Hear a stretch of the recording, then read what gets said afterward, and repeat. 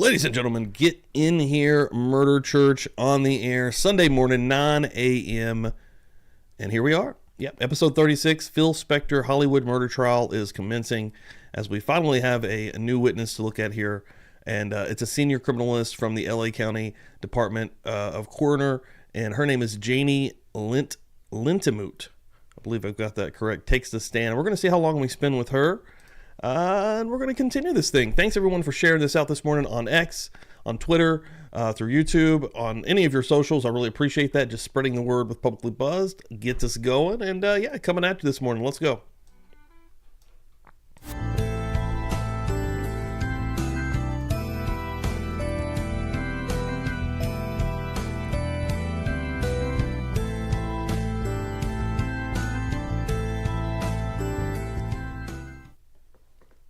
Let's rock.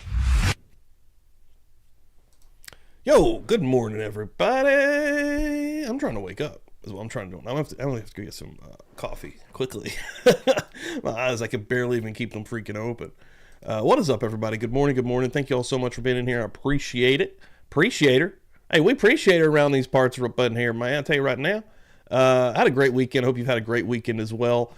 I was up all night. I was editing literally all day long yesterday. I put to bed a 16-hour wrestling video that I did that is just over 8 minutes long that just dropped on my other channel that I'm going to be promoting at the end of this, and you can go check it out or not. But I hope that you do and show it a little bit of love. I put a lot of work into it. It's a crazy story is what it is. It's not a wrestling match. It's a story. That's what I tell over there. Wild fucking crazy stories. But yeah, we're going to be hitting episode 36 of Phil Spector this morning, which is crazy that we've made it this deep. I don't know how, but we have. And actually, I do know how. It's because you fine people keep this moving. Keep me entertained as we watch this. If this was just me up here, it'd freaking suck. It would not be fun at all. You guys make this fun. As we look at the worst fucking things imaginable happening on planet Earth. Kelly Bobelli coming through here. What's going on? Taryn Dusty again. Thank you for that share. Sinead all the way from Ireland. Dizzy in here all the way from Ireland as well. Simi Sharp coming in here. Thank you very much. Cheney in the house. Sheila Duffy. Love it. Love to see it. Bassett Page coming through here. Bassett Page is showing us her amazing work through the Discord and the craft section. If you're not in the Discord, you need to be. You're already messing up if you're not. I'll give you a link right now. You should be in there hanging out with the family, with the Buzz Nation, with the congregation. That rhymed. I didn't even mean for that to rhyme, but it did. Here we are. Me out here rapping on a Sunday morning in church. Factual lie, what's going on? Lexi the Law Nerd, what's going on? Get in here. And Lexi the Law Nerd always sharing on X on Twitter. One of the coolest people out here. Love it. Love to freaking see it. And yeah, let me get a little bit more love just real quick. Yeah, right here. True Crime Watcher with that share. Fucking amazing. Lexi the Law Nerd doesn't mess around. Thank you so much. Appreciate that. And then this morning early, Seeking Justice coming through with a share. Absolutely amazing. Couldn't do it without you guys again as we build this church to the next level. The will is postponed until Tuesday night. Murder Church. Any donations that do come through this week, I'm allotting those specifically to international shipping costs. But yeah, anybody that's nice enough that wants to donate, that would be appreciated. You can do that through the Cash App, through Venmo, through PayPal. If I could talk this morning.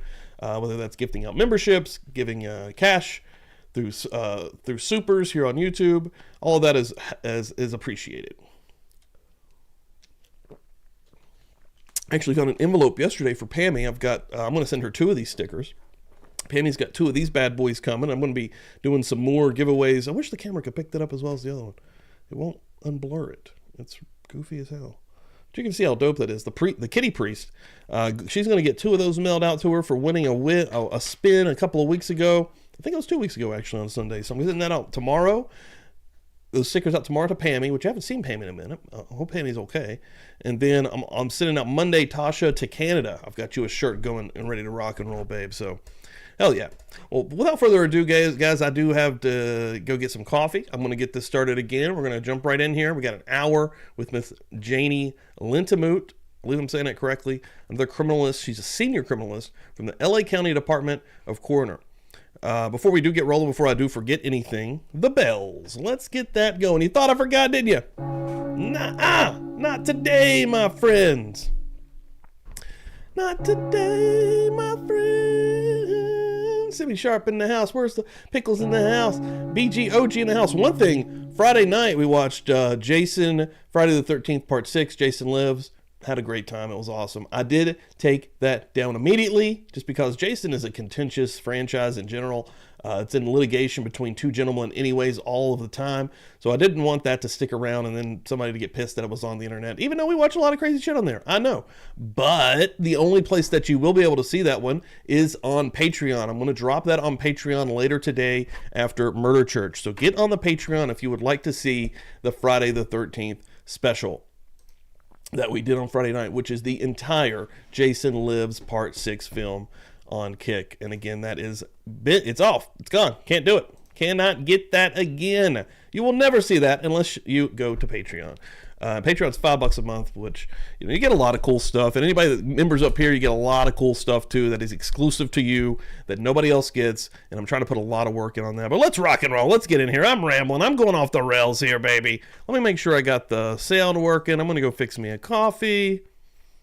And we're doing the damn thing. That's what we're doing. That's all we can do. See if I got her name right. See how close I got. AIME space LI. My name is Jamie Lintemoot. Boom! I nailed it. But did she say Jamie? Because I swear it says Janie. Did she say Jamie? Listen. My name is Jamie Lintemoot. All right, they fucked up. Y'all see that, right? Hold on. Hey, no. That ain't me. That ain't me. That's on Court TV. I swear, she said Jamie, and they put Janie. I just want to show that off. Just want to show that off real quick. All right. I'm going to get some coffee, guys. Thank y'all so much again for being in here. Appreciate it. Let's rock and roll for a couple hours. Probably go to about the norm, about 12:30, 1 o'clock. We'll see what's up. JAIME space LINTEMOOT. There we go. Simi Sharp coming through here, doing a damn thing. A $2 holler. Thank you so much for that donation, Simi. I appreciate that. Absolute G in these parts. And she's got some merchandise coming her way as also. And while I'm here, actually, I know I'm a crazy man. I'm all over the place. I keep forgetting. I want to always, because these will only be up until the end, until literally probably November 1st. The 2 Halloween pieces here, the Publicly Buzzed Skulls Drinking and Smoking shirt and the Buzz Nation Ghost Wine Drinking shirt. Those will only be available through Halloween, so plan accordingly on those. And again, I have so much in the works. Wednesday we have a special night happening that I need to start getting the graphics for and promoting, but it's going to be absolutely amazing with Chris Stewart. We're going into a case with a special guest, and then also in October I want to do an all-night movie marathon. We have a lot of stuff coming up, guys. Thank you. You may proceed. Incredible stuff. Thank you, Your Honor. Trying to Good keep morning. it moving. Thank you for coming.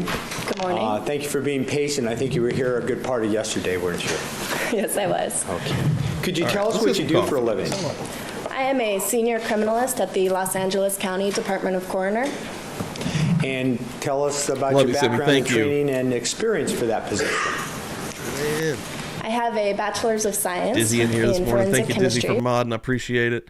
All right, I'll be right back, guys. Drew's in here also. Still coming through. from Northern Fam's still Arizona coming University. through. Love it. I also have a certificate in Advanced Applied Forensic Science from Cal State Fullerton. Also, as part of our training, we undergo an in-house training program at the coroner's office in which you rotate through all the criminalists and you go out to various crime scenes and you get hands-on experience.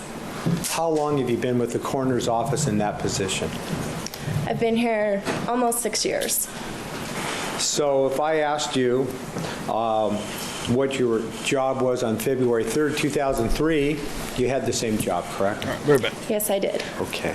Now you told Yeah, like she's saying Jane. I swear she's saying Jamie. I think Court TV just fucked up the name and put Janie as well. us you're a criminalist for the coroner's office. Do you know Steve Renteria? I'll be Yes, on my I phone. do. He's a Be chatting on the criminalist phone. also, correct? Probably under a different He is account. a criminalist at the Sheriff's Department. And so there's a difference there. You work for the coroner's office, and he works for the sheriff's department. coffee. French press coffee. They're two separate agencies. They are two separate agencies. Actually, Mr. Renteria was here for quite a while. Hopefully, you won't have to be here quite that long. Why? You both went to this crime scene. Now, let me ask you that on maybe, Sudi, we can put up People's 21, please. on February 3rd of 2003, did at some point during that day you go to 1700 Grandview in Alhambra? Yes, I did. And when you arrived there, was Steve Renteria there? He was already on the scene. So explain to me why we would need two different criminalists from two different agencies at this crime scene. As a coroner criminalist, my job is to process the evidence from the decedent, or the dead body. Steve's job, or the sheriff criminalist, would be to process the rest of the scene. And when you say process the evidence from the decedent's body, can you explain on that? What does that mean, process the evidence and from the body? Do you have some scope of, for want of a better term, jurisdiction that is your area to work in, and then the sheriff's department have another area? My jurisdiction is specifically the body, right next to the body. I'm looking for any sort of evidence. And when you say you process evidence, what does that mean? That means that I recognize, document, collect, and preserve that evidence. When you say you recognize it, what you're doing is based on your experience and your training and the in-house training you had at the coroner's office, you are looking for evidence that you believe might be important or relevant or helpful in any way in the investigation in this matter. Is that correct? That is correct. And another important distinction between what you do and what Mr. Renteria does is that he might go to crime scenes that involve a kidnapping or a robbery or something. You wouldn't, of course. That is correct. The coroner's office only gets involved when there's a death. Yes. Is that right? Okay. So in my earlier question to you about processing the evidence and looking for evidence that you think is important, relevant, helpful, is that basically what you're trying to do there? Yes. And when you do that, I assume you err on the side of caution. You collect anything that you think might be helpful or relevant. Is that right? That is correct. You said you collect it and then book it into evidence. So how does that happen? So I collect it. I go through the necessary processes to preserve it, whether it needs to be dried or handled in some other way. Then I take it down to our evidence control section at my office and follow chain of custody, keeping notes the whole time, filling out an evidence log.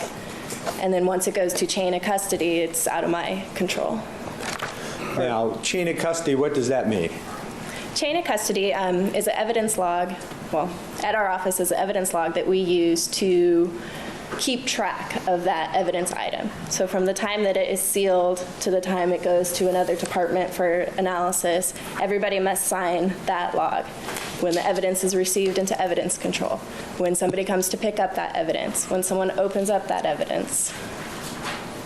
And you, in doing so, you use some number that is unique to this death on this day. Is that correct? That is correct. And it's unique to the coroner's office, isn't that right? That is correct. Mr. Renteria probably uses some different numbers for the sheriff's department. Yes. Is that right?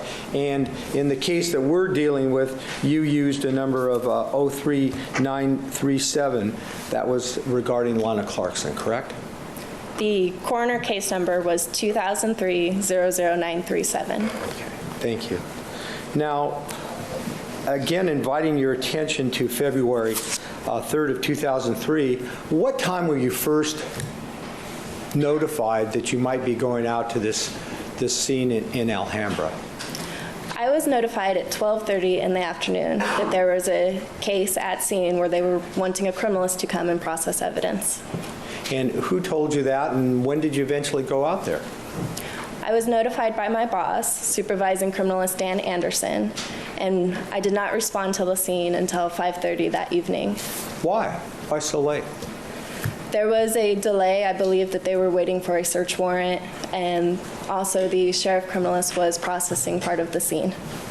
So in the way this usually works, did the sheriff's department get a lot of, maybe just part of, or maybe even a lot of their work done before the coroner's office comes out? They got part of their work done. Okay. All right. So let's look at People's 21 for identification. Pardon?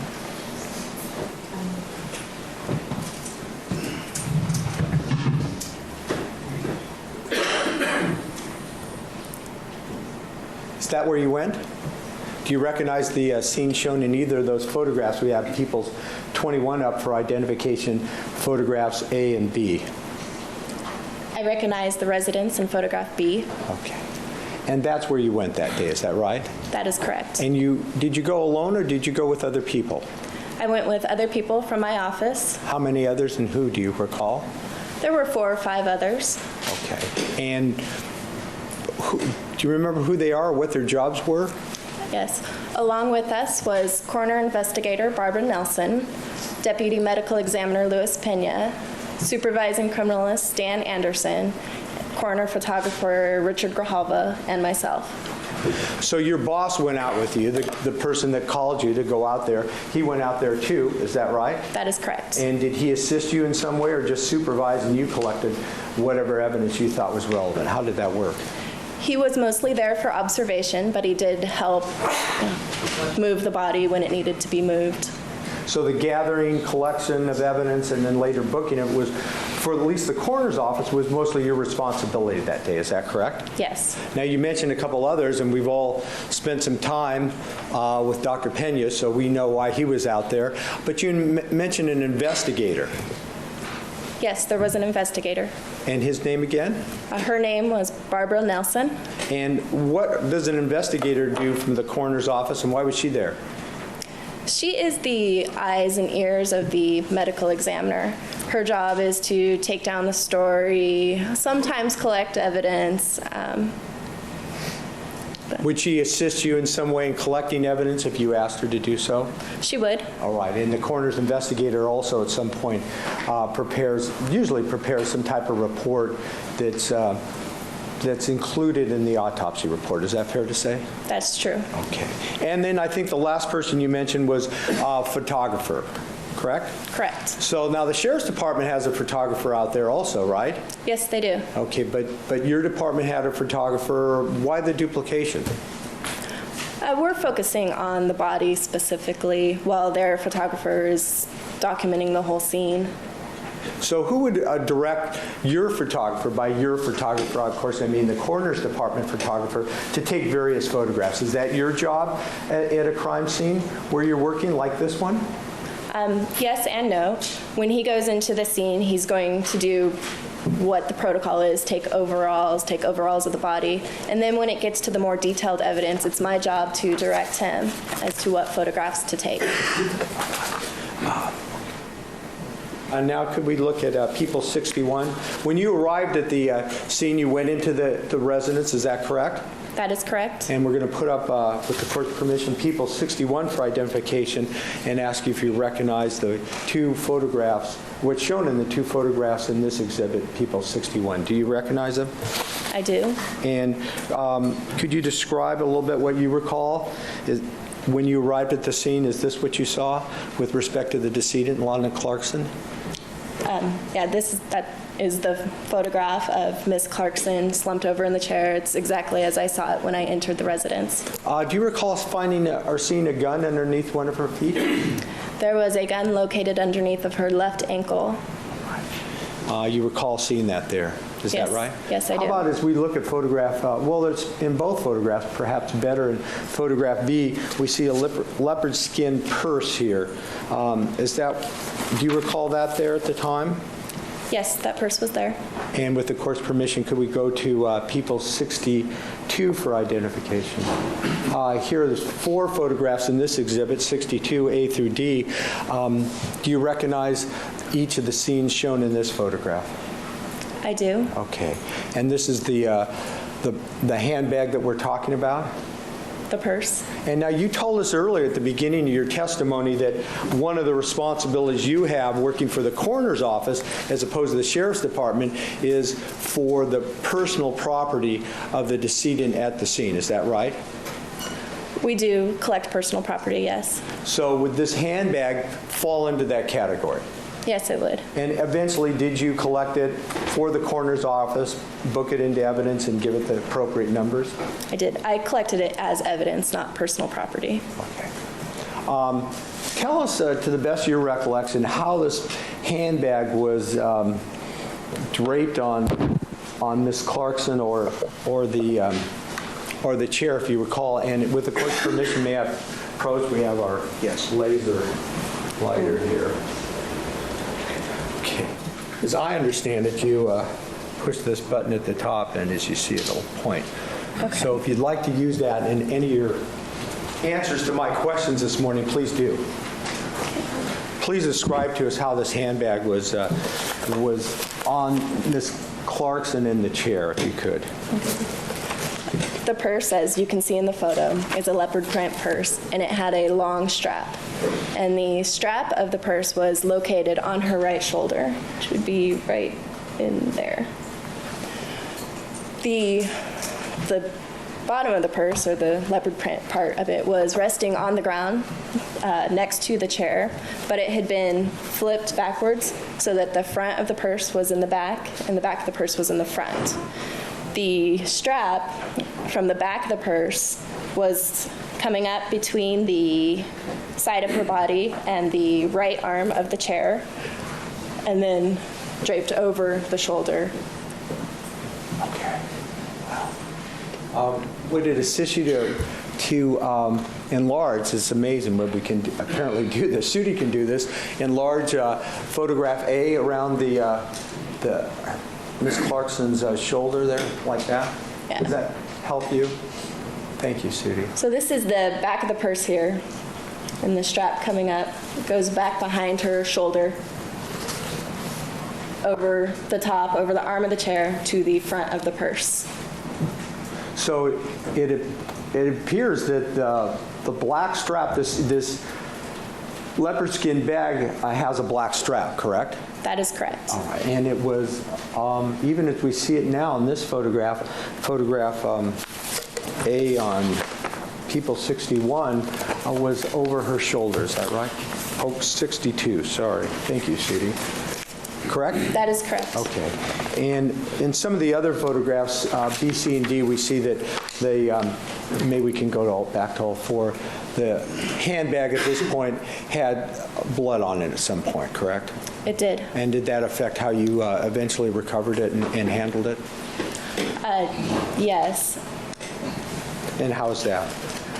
After collection, I laid it out on a piece of butcher paper so that it could dry overnight, so that when I did package it, the blood would not contaminate other portions of the purse. And you make an effort in everything you do to make sure that there's no contamination and that things, to the best of your ability, when you collect them at a scene, remain in the same way that you found them.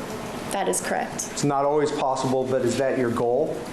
To the best of my ability. Okay. Thank you. Now, in an earlier answer, you said one of the things that you have to do at the crime scene is, among many, collect personal items and pieces of evidence on the decedent. Is that right? I collect the evidence from the body. Was there a lipstick that you collected? Yes, there was. Okay. And could you describe that for us, how you first noticed it and what you did? Okay. In examining the body and looking at her, we noticed that there was, or I noticed, that there was a black oval lipstick container underneath of her left breast. It had pink lipstick inside of it. And I collected that. I put it into a paper bindle and a small physical evidence envelope and sealed it. Let's see if we can't help you illustrate this. Your Honor, I believe our next in order is People's 112. It is. And I'd ask that this next set of photographs that's now on the board be marked as such as two photographs, and they have been marked as A and A1 in this situation. So may that be so marked. You want 112A and A1?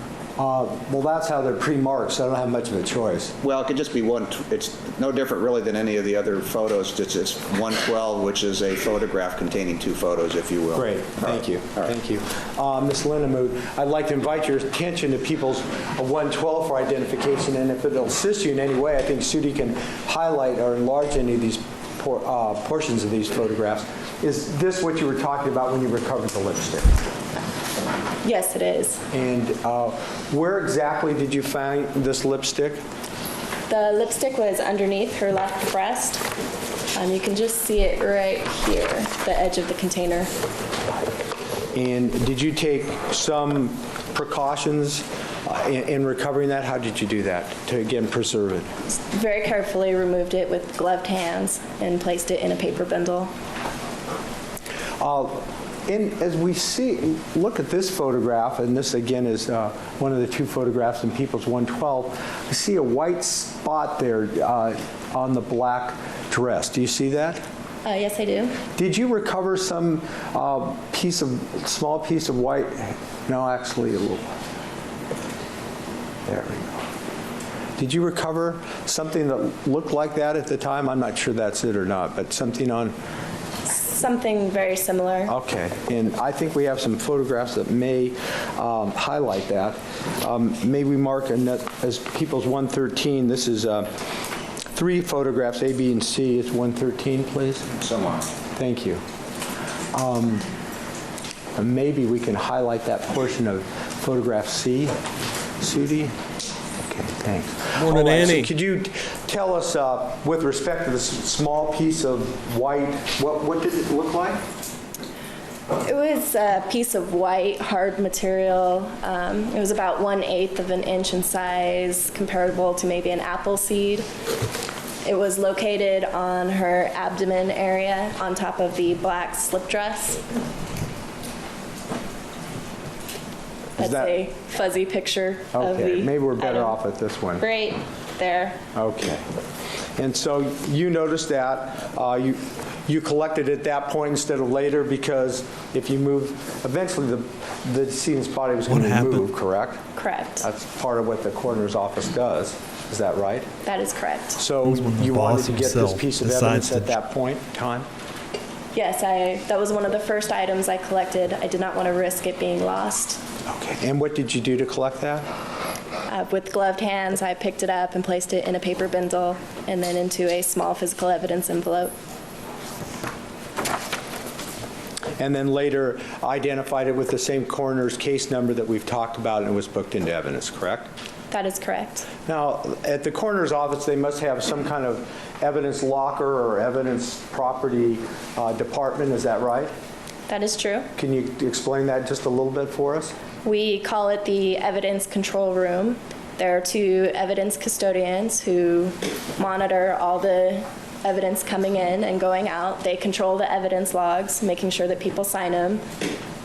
And when you mentioned in an earlier answer, chain of custody, that's partially what it's all about. That is correct. Keeping track of, once you collect a piece of evidence like this small little white object that you found on the decedent's body, you book into evidence, it gets the coroner's case number, it goes to that evidence area that you just described, right? That is correct. And that any time it's taken out of evidence or someone looks at it, it's documented, is that right? That is Debbie. correct. For example, and I'm not suggesting that my following hypothetical happened with this, but let's just say that Mr. Renteria wanted to look at that, and he came over or sent somebody from the Sheriff's Crime Lab to look at this. He talked to you, and you said, well, yeah, it's here. He would come over, make out the correct paperwork with your evidence people at the coroner's office and take possession of it. Is that correct? That is correct. So evidence that you collect, and we're going to talk about some more of it as we go on, is available to the Sheriff's Crime Lab if they wish. Yes, it is. But they have to follow the right procedures in documenting that chain of custody. Is that correct? Yes. Because you're 2 separate departments, and right? Right. And you want to keep a record, a log, to be able to document who handles various pieces of evidence. Is that right? That is true. Okay. Now I would like to ask Sudi if we could we put up People's 40? With the court's permission, People's 40 for identification? And these are on People's 42 photographs, A and B, and I'm going to, it appears that B is just a close-up to some degree of A, right? Yes. Okay, I'd ask you to focus on, as we look at the decedent in this matter, the left sleeve of her jacket. Do you recall that? Yes, I do. Using this photograph, if you'd like, or these two photographs, if you'd like, could you describe when you arrived at the scene, what, if anything, you noticed about the left sleeve of her jacket? The left sleeve of her jacket appeared clean. I did not see any obvious blood or red stains. And was that true for as much of the left sleeve of the jacket as you could see without moving her body at that time? That is true. At some point, while Ms. Clarkson's body was in this position, still in the chair, before the coroner's office moved her body, did you have some conversation? Here we go. Jersey Jane coming through with a $2 holler. Shout out to Todd. Congrats. And yeah, Todd in the chat here. Yeah, getting sober and doing some rehab, man. That's fucking awesome. That's crazy and not easy to do at all. Like, that's amazing. Yeah, keep on the path, bro. That's killer. That's cool as hell. I've got a lot of friends that have done similar things who have, maybe found themselves on a path that they maybe went down a little too far, got a little darker, and had to pull themselves out, man. It's not an easy thing to do. So, yeah, keep on that track. That's absolutely amazing. And, yeah, Jen coming through with a $2 holler on it. Thank you so much. Appreciate that, Jen. Love it. With Steve Renteria about this jacket, specifically the left sleeve, trying to maintain its condition. Yes, we did. When did that happen, and what was said? I don't recall the specific time, but I had collected the evidence that I could at scene, and at this point I had to make a decision as to whether I was going to remove the rest of the clothing at scene or take it back to the office for processing. In removing the clothing at scene, you risk contaminating other areas of the scene. It can be a fairly messy process. And so I chose to take the body back to the office in a more controlled setting. At this time, we decided to wrap the decedent's head in a white department sheet to minimize any blood flow. And you were doing that why? Why were you doing that? To try to... I wanted to avoid contamination to the rest of the body, or the rest of the clothing. When you say contamination, it's fair to say there was a lot of blood at this scene. Is that right? With respect to her. There was. And you earlier, in that earlier answer, said that as the criminalist there, you had the option of trying to remove some of her clothing, for example, this jacket, I imagine, at the crime scene. I have that option, yes. But you chose not to because? I felt that it would be better back at the office. Back at the office, what, do you have more people to help you? Or why does it work out better back at the office? There's better lighting so that there can be better photography. And then we also will utilize an autopsy table or some sort of table so that you can work at a level that's easier to get to. So based on all of that, how you found Ms. Clarkson's body at the crime scene and the facilities that you knew were available to you back at the coroner's office, you thought the best way to try to preserve the integrity of the evidence as you found it was to do most of your work back at the office. Is that fair to say? That is correct. Okay. So at some point, you did what you just described. You put some kind of sheets around her head. Is that correct? That is correct. And how would that, I think you said that you did that to avoid any further contamination. Explain what you meant by that. How would that help? Any time that there's head trauma, it's not uncommon to get some sort of purge from the nose or mouth region, blood or other bodily fluids. By putting the sheet around her head, if she were to bleed, then it would go onto the sheet. Or perhaps onto the jacket that you, Mr. Renteria, talked about trying to preserve, correct? We were trying to prevent it going onto the jacket. Right. Preserve the jacket the way it was and prevent any purge or any other contamination. Is that right? That is correct. Okay. So when you did this, when you put this sheet around her head, you were planning, and the rest of the coroner's representatives were planning on moving her from the crime scene back to the coroner's office. Is that right? Yes. About what time was that? It was about 7:30. So you'd been there about 2 hours? Yes. Roughly speaking. Okay. Could you, to some degree, tell us how you moved her from where we saw in the last photographs in the chair to the coroner's office, and what you did to try to preserve the evidence as you found it and avoid any contamination on any of her clothing. Could you do that? After I removed all the evidence that I thought could be lost during the transportation process, we wrapped a white department sheet around her head. Then a piece of department plastic was laid onto the ground, and a couple of the other members of the coroner's response team moved her from the chair onto the plastic that was on the ground. She was then wrapped in that plastic and a sheet and placed in a body bag. And then taken to the coroner's office, is that correct? That is correct. I think you have a different name for it, don't you? We also call it the Forensic Science Center. And it didn't take very long to get there, did it?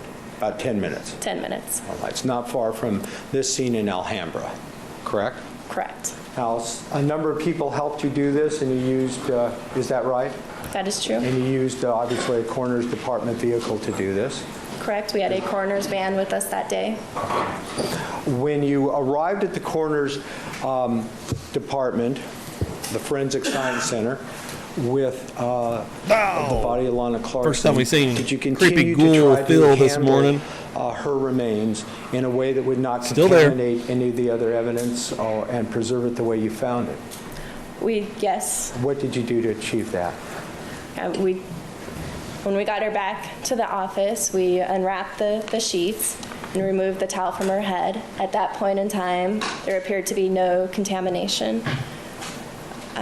We then had to go through the regular process of photography, and we rolled her onto her left side.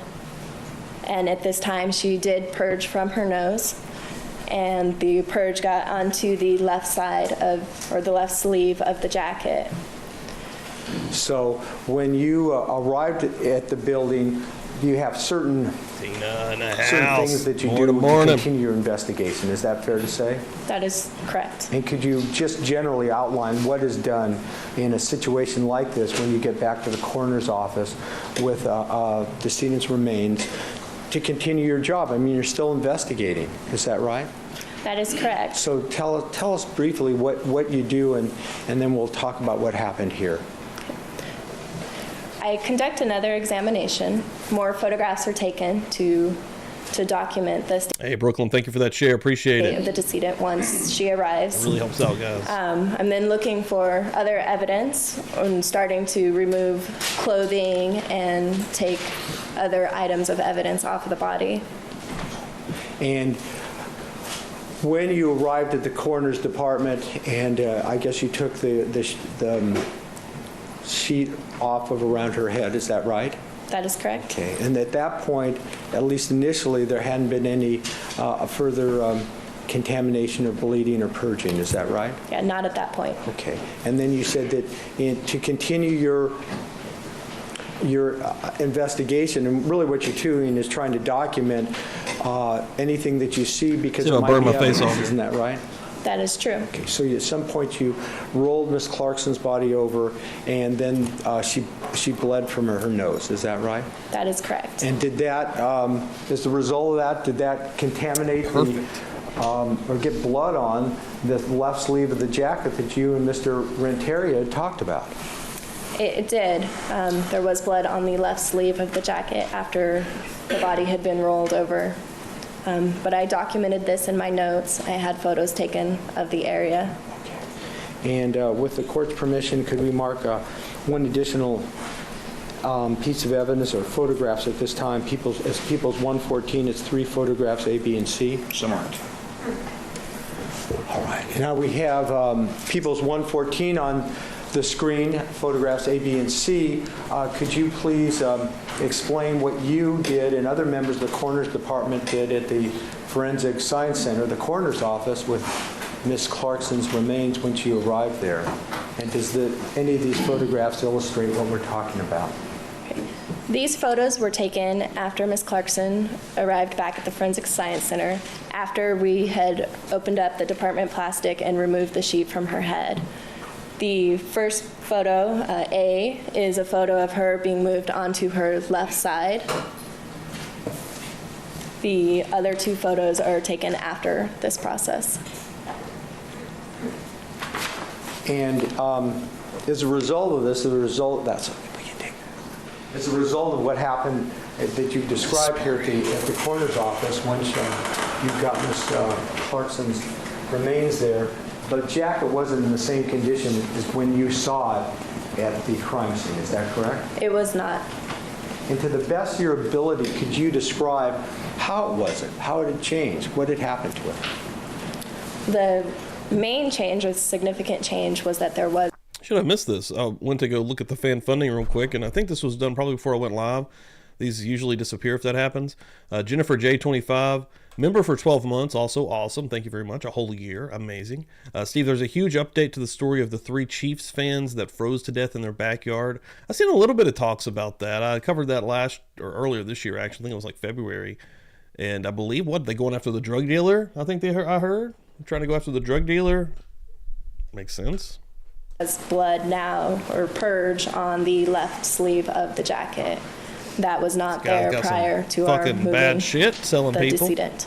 Ain't no damn good. Now, in an earlier answer, you said that one of your options at the crime scene was to cut some of her clothing off. Is that correct? That is correct. Including the jacket. That is correct. Did you do that once you were back at the crime scene after this purge onto the jacket? Yes, I did. In order to prevent further contamination of the jacket, I cut the jacket down the backside of the middle, and I removed the right portion first so that it would not be contaminated. And then what did you do? Come on. I then continued to remove the rest of the clothing. Libido I collected in the house. the left Morning. side of the black jacket and several other items of clothing. And why didn't you continue? What else did you collect? That's part of your job, correct? That is correct. Okay, what else did you collect? I don't recall the specific order of collection, but I collected she was wearing black nylons, a black pair of shoes, a black bra, a black pair of underwear, and a black slip dress and a black choker. And you collected all those items, booked them with the case number that had been assigned to this case, correct? That is correct. And they were left with the property people at the coroner's office, is that right? Yes, once they had been dried and packaged, I took them down to the evidence control section at the coroner's office. And you did that in the best way you could to try to preserve the evidence as you'd collected it, is that right? That is correct. Because you know from your experience that many times some of these pieces of clothing and other articles could be looked at for their value as potential evidence, right? That is correct. Okay. Your Honor, with the court's permission, we'd like to put up People's 98 for identification. All right. Ma'am, could you look at this exhibit, 2 photographs, A and B, People's 98, and tell us first if you recognize it, what is it, and does it help you describe at all what you did at the coroner's office once you arrived back there with Ms. Clarkson's body? Photos A and B are photos of the black jacket that Ms. Clarkson was wearing. You can see that it was cut down the middle. Nope. Photo A is Nope. The son of a bitch has never changed his wig one time. the picture of the front side, and photo B is the picture of the back side Morning, of the jacket. Charlene. Get in And here. if you need to, you could always use your laser pointer. Okay, and does this show the left sleeve that we were talking about? Yeah, right. This is the left sleeve. And as we look at this photograph, it's difficult to tell, but you've told us that as a result of moving Ms. Clarkson, there was blood on this left sleeve that wasn't there before. That is correct. Okay.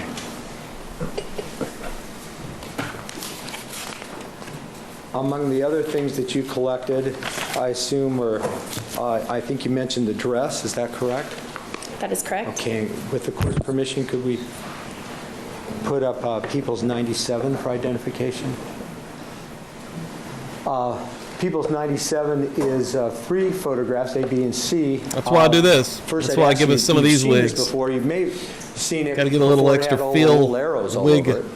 Is that right? That is Action. correct. Okay. So I do But it manually. Other than the arrows, do you recognize the dress that's shown in these 3 photographs? That is the black slip dress that Ms. Clarkson was wearing. Okay. And that with the other items you collected, is that right? That is correct. And lastly, we'll come to the shoes. Is People's 115 for identification, I'd like to mark as 115, a set of photographs, 4 photographs A through D, and these show some shoes we believe to be Miss Clarkson's. So marked. Thank you. Ma'am, looking at this exhibit, 115, do you recognize the shoes shown in this photograph? Yes, I do. Okay, and did you collect these at the crime lab at some point? Yes, I did at the Forensic Science Center. Okay. Yeah, I'm sorry, that's right. Thank you. The coroner's office, correct? That is correct. Let me move to a different subject. Okay, gunshot residue test. Do you know anything about that in your training? We are trained to collect gunshot residue kits, yes. Could you tell us a little bit, or tell the jury a little bit about your training and background experience with respect to the use of what's commonly called GSR kit, but it's really gunshot residue kit, correct? That is correct. Okay. Tell us a little bit about the training you received from the coroner's department in what they are and how to use them and how to preserve them. Okay. As part of the in-house training program at our office, as we get our hands-on experience, we are taught how to use a GSR kit. There is also a protocol written on how to use it. And basically, the kit consists of 2 vials, one for the left hand and one for the right hand. On the inside of the cap of the vial is a sticky surface. And this sticky surface you apply to the skin, and you go in you dab or you blot the skin. And you start at the top of the index finger or forefinger, and you work your way down through the web of the hand to the thumb, and back and forth, and then you dab the fingers and the backside of the hand until that sticky surface is no longer sticky.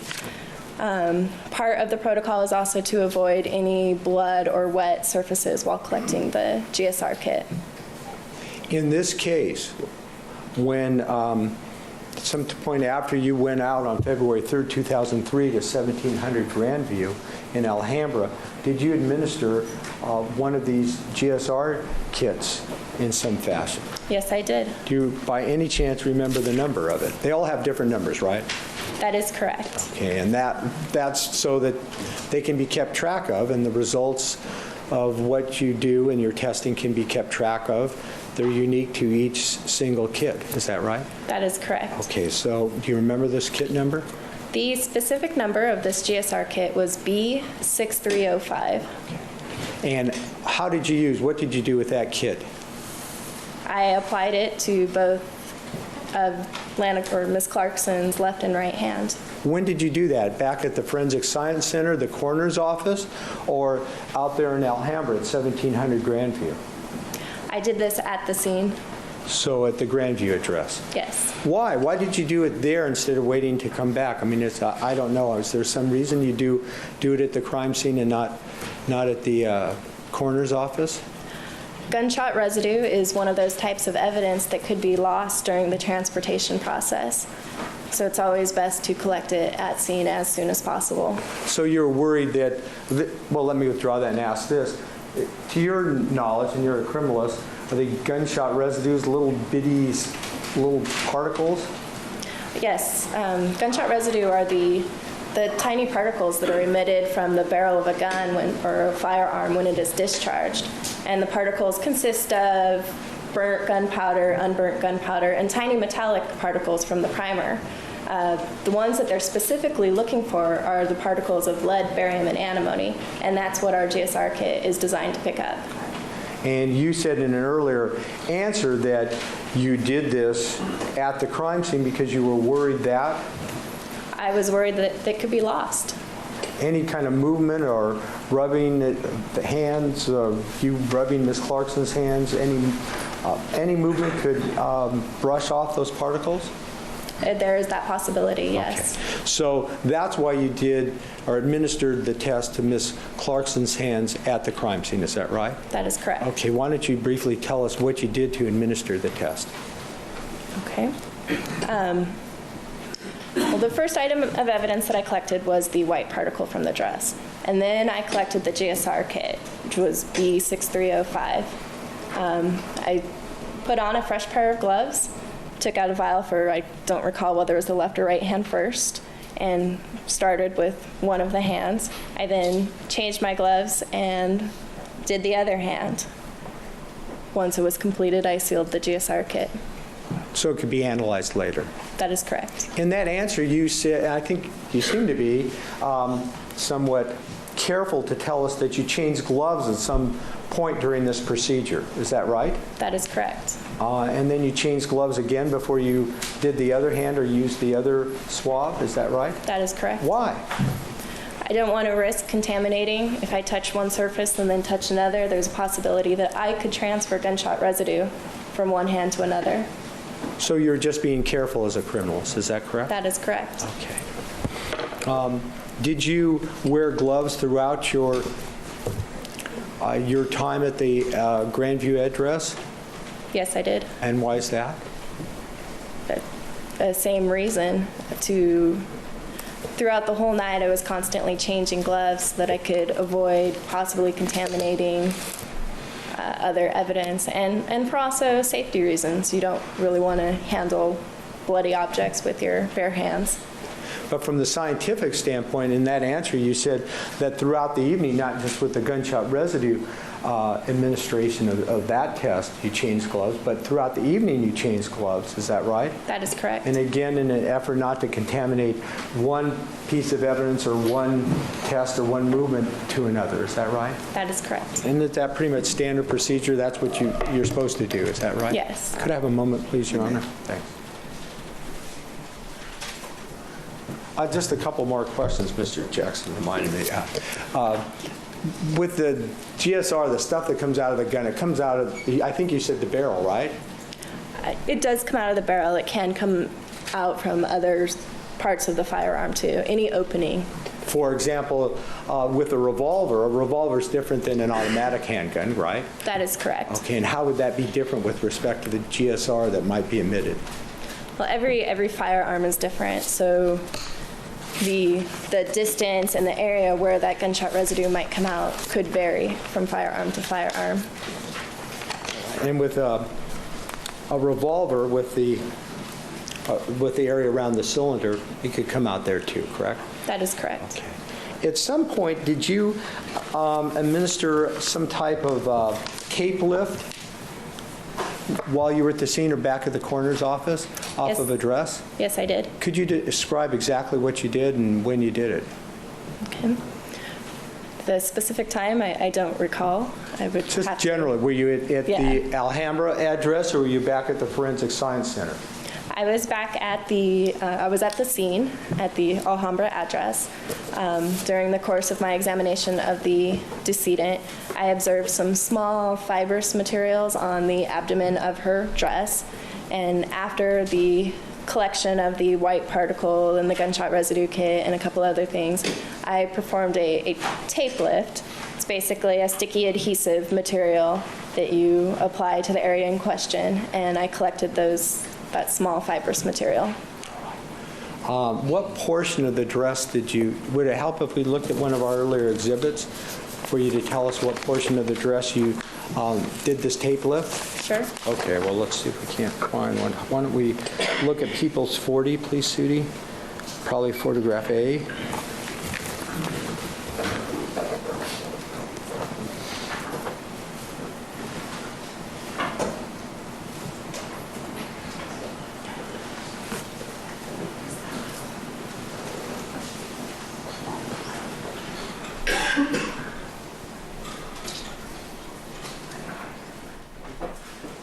Now we have, well, that's 47, or 97. Let's see if we can't. You have a moment? Yes. Now we have exhibit People's 40 for identification, the two photographs, A and B. Does either of these photographs assist you in telling us where you did the tape lift? They help a little bit. Okay. Basically, the tape lift was taken from the abdomen area, so right in that region. So you were pointing with your laser pointer to photograph A, basically in the waist area of That- Ms. Clarkson. that is that correct. correct? Okay. And now maybe we'll go to 97. Susan, can we do that?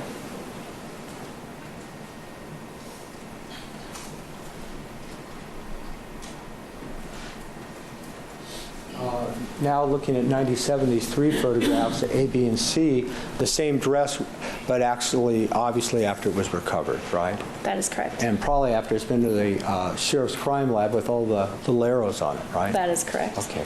In using any of these three well, let's just focus on A and B. Do either of those assist you in showing us where you did this tape lift to try to lift up some fibrous material?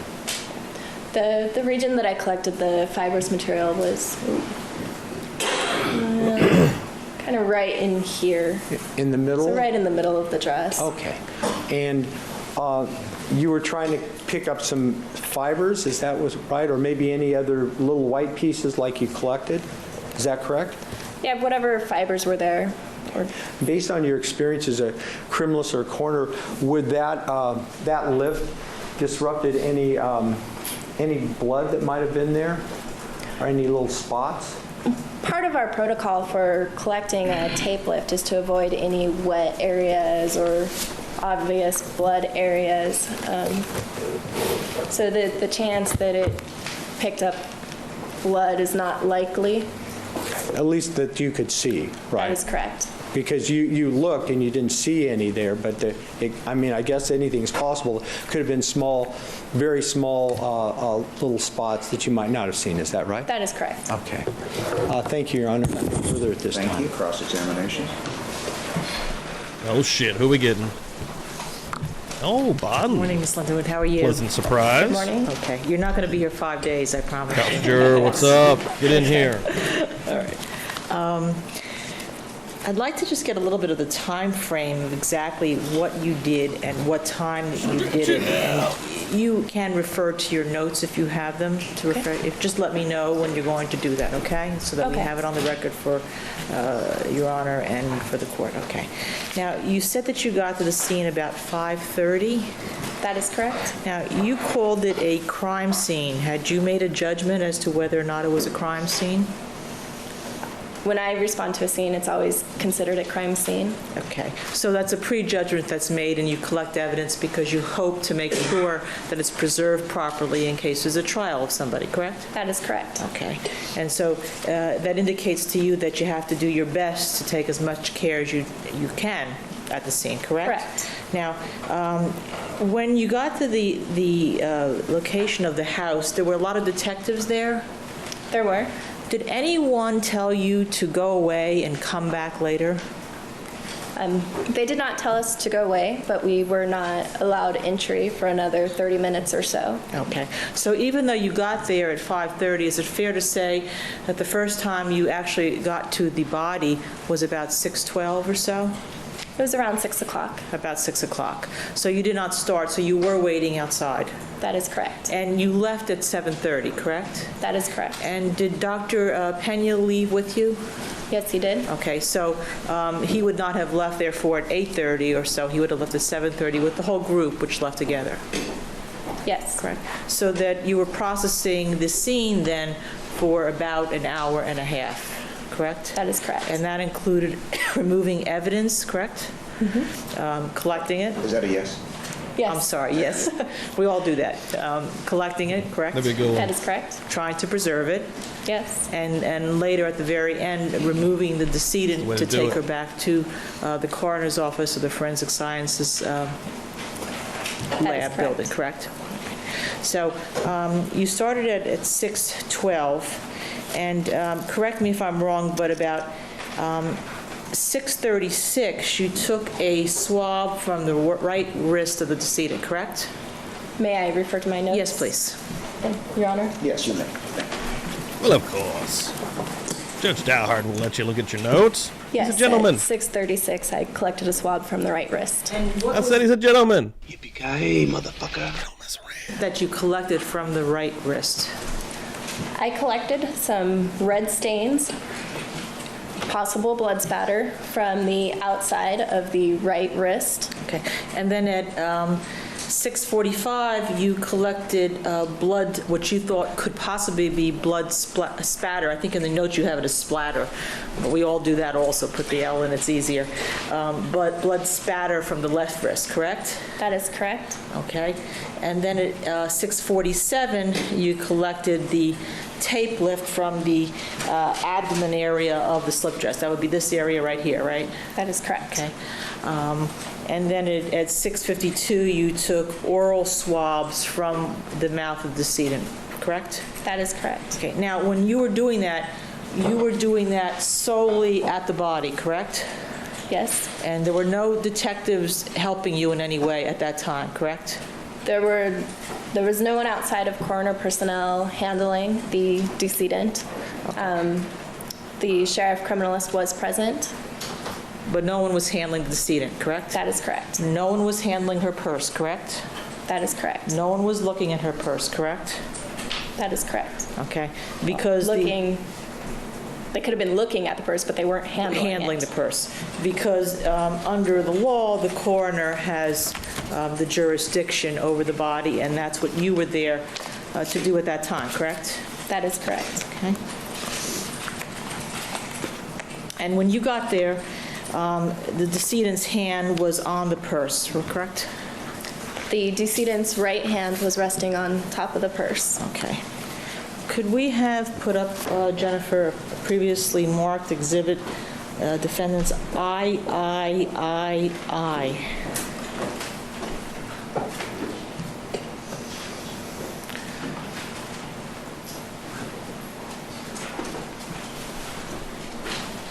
Have you, if you can't see that, I have another copy here. Can you see May I? that? Yes. Your Honor, may I approach, please?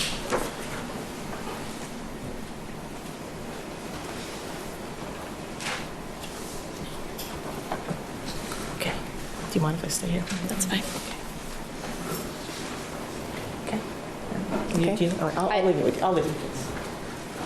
How about you let me look at it by myself, Those are Biden? not your hands handling the purse, I don't need correct? you next to Those me. are not my hands.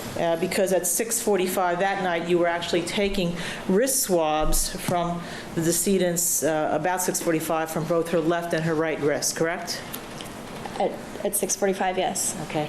Can you see the time of the watch in that picture?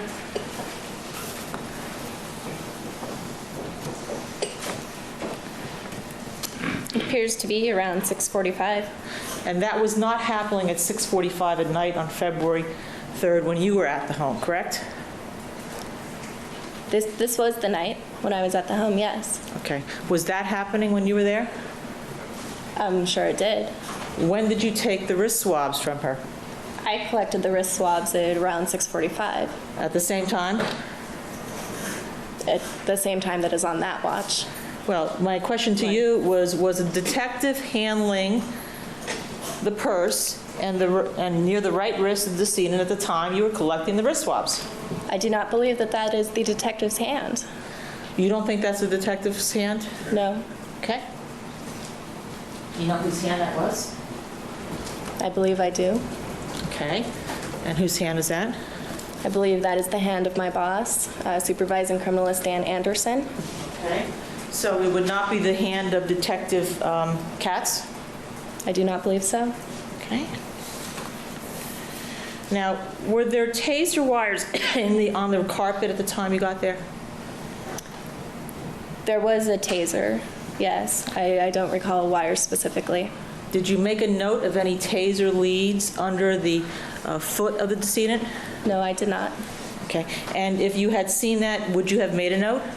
Not necessarily. Did you see taser leads being removed from under the feet of the decedent? No, I did not. Okay. Did you see a holster being removed from the drawer? No, I did not. Okay. Did you see a holster in the drawer? No. Okay. I was focusing primarily on the decedent. I was not looking at the rest of the scene. Okay. May I have FFFF, please?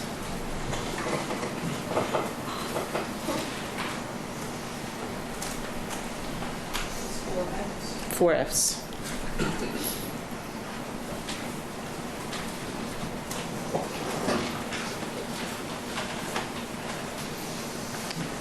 Yeah, we did. Previously seen this. The jury's Bodden came previously up here and took over this son of a bitch. She said, "It's my turn." seen this when you weren't here.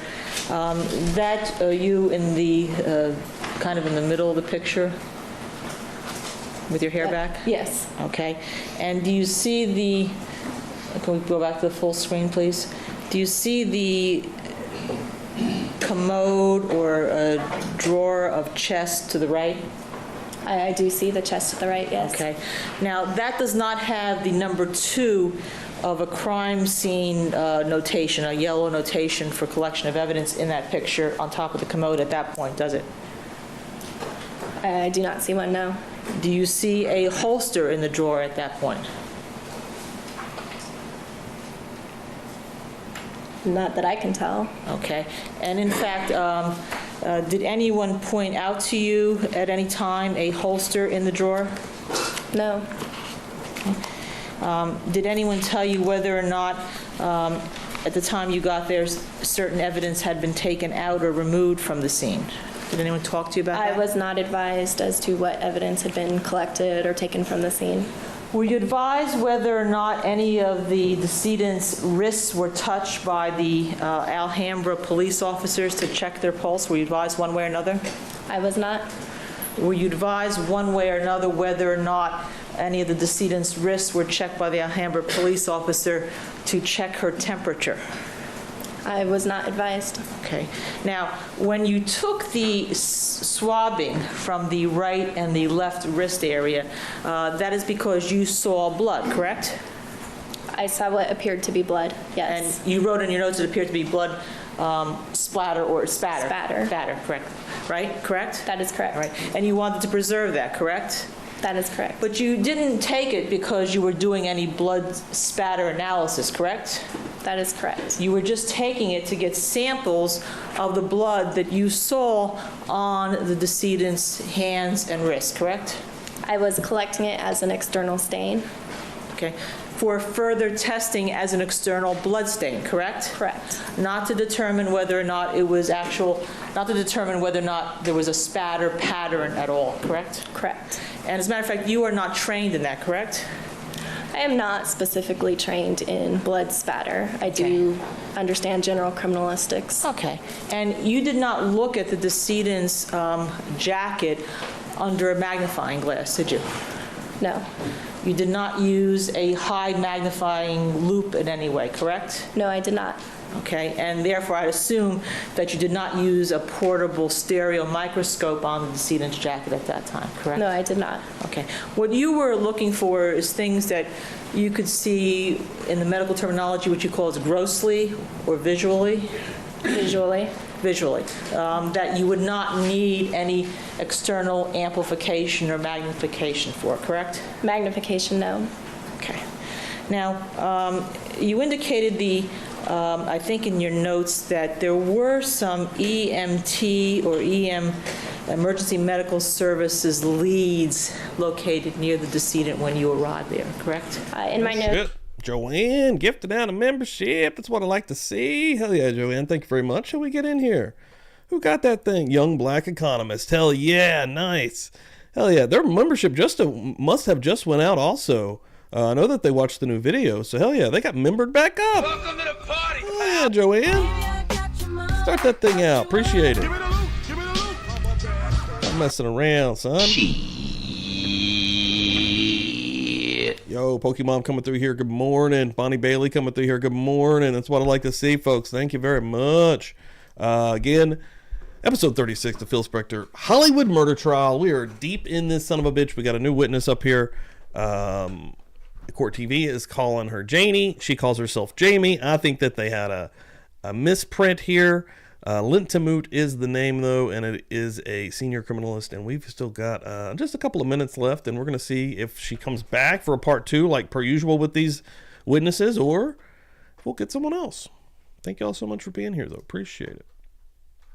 Couchster coming through with a $1.99 saying Will Wars. The will is postponed until Tuesday night murder church currently. I'm actually just taking any donations that come through naturally this week, and I'm going to allot those specifically to international shipping costs because I've got a bunch of ship going out into Canada, into Ireland, and Australia, and those kind of all came up onto me at one time. So yeah, but yeah, appreciate the shit out of that couch jury. And the Will Wars will commence Tuesday night on Murder Church. Count on that. But thank you very much. I said that there were some paramedic patches. Also, of course, above there, Cash App, Venmo, PayPal, all that wide open. Appreciate any donation, guys. Present. Did anyone advise you whether or not the paramedic on the scene had moved the decedent's head in any way? That I was not advised. In other words, would it be fair to say that when you got there and got to processing the decedent for your purposes at 6:12, no one told you what had happened beforehand to whether the decedent had been touched, correct? Right. I'm given a very brief description of the scene before I enter. Okay, I didn't mean to interrupt you, I apologize. No one told you whether or not her head had been moved, correct?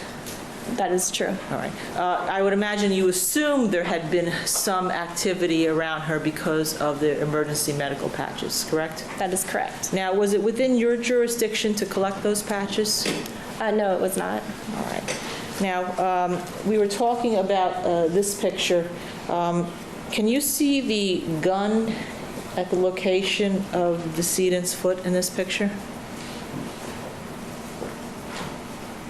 Yes, I do. You see it? Okay. Do you still have your laser pointer? Yes. Could you point where you see the gun, please? It is located underneath of her left ankle. Okay. And you see that there? Yes. You see the gun there? Okay. All right. And when you say your left ankle, you're pointing to where that heel is? The back of her heel. And show me exactly, if you could, just point exactly to it.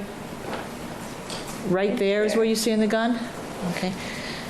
Could I have picture BB up, please?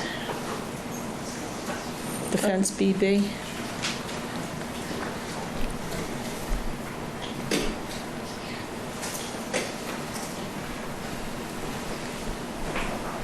That's Could you awesome. enlarge down near the ankle, please, Jennifer? Now, in this picture, do you see what the gun is? Yes, I believe I was mistaken in the last photograph.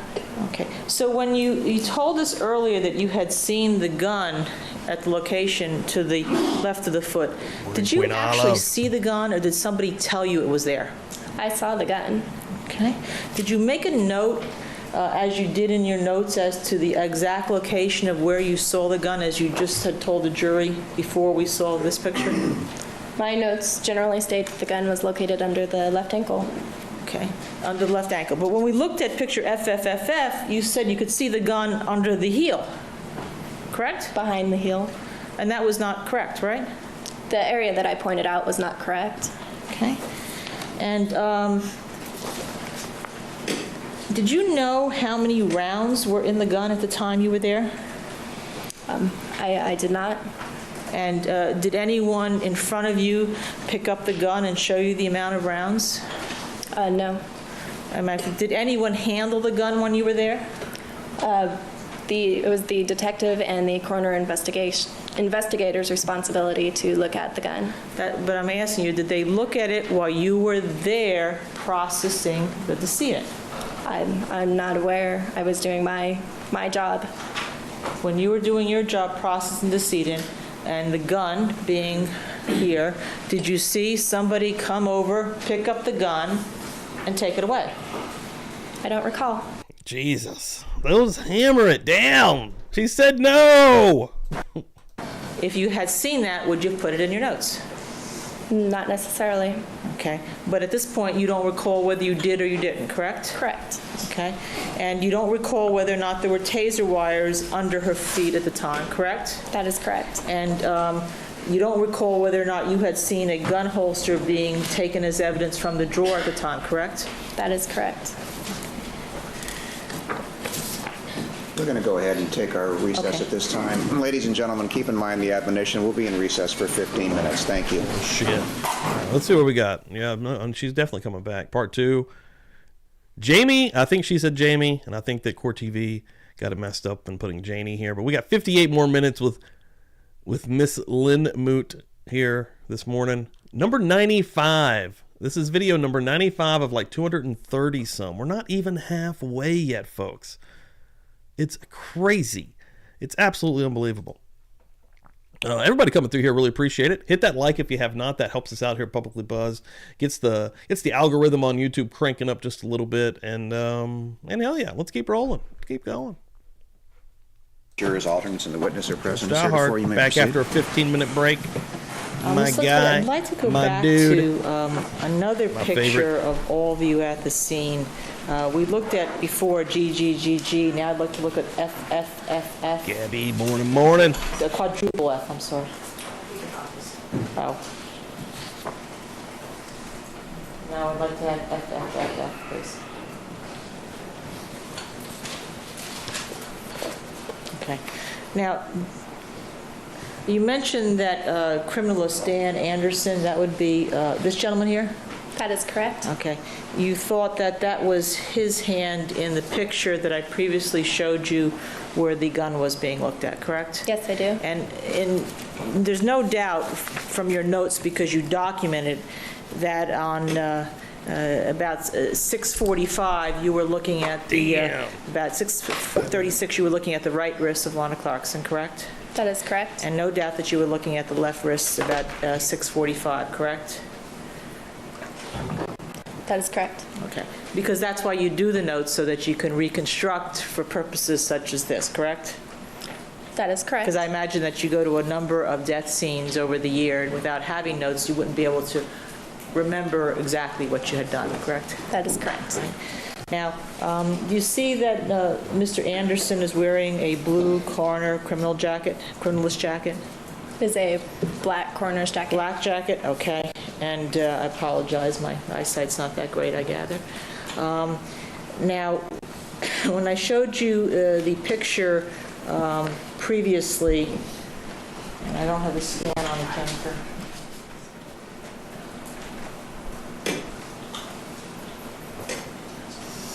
Of this, you indicated that was Mr. Anderson, you believed, correct? I believe so. Okay, and you don't know because you hadn't made any notes of it, correct? I did not make specific notes, but the only people to touch the body or any of her possessions at this time would be coroner personnel. All right, and you saw the watch in the picture, correct? That is correct. I'd like to have a few more pictures marked. The next in order, Your Honor? Sextuple D. Sextuple? Wow. Deep. Jennifer, it would be HG3 scan. By the end of this, we're going to be on like, I don't even know what you would say. Like, with how we're going to learn. We're just going to be like 20 letters deep. That's a quint throp. No. Yeah. See, I'm just trying to throw words that I know. I wouldn't even know where to go with You that. were actually processing the decedent at this point, correct? Judge, that's not in evidence. You don't know what time this Well, from looking at the picture, are you able to state whether or not you were processing the scene? Live shot of Phil. I don't recall. Okay. Have you ever seen this picture before? Not specifically. All right. Do you see anywhere in the location your footwear, or your shoes, or your legs in this picture? No. Okay. Could we go to quadruple W, please?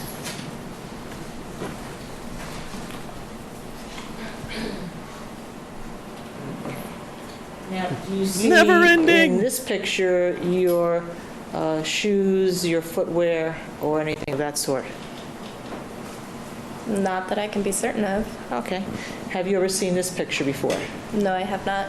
The person on the right here with the black hair, that is not Dan Anderson, is it? No, it is not. Okay.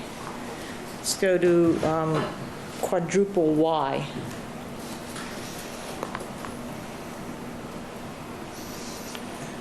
Okay. Do you see your footwear or your legs in this picture anywhere? No, I do not. Okay. And the person in this picture that we can see a portion of his face in the top, that's not Dan Anderson either, is it? No, it is not. Next in your order, Your Honor? Sextuple E. Jennifer, that would be 2.119. I'm sorry, did you say E or C? E.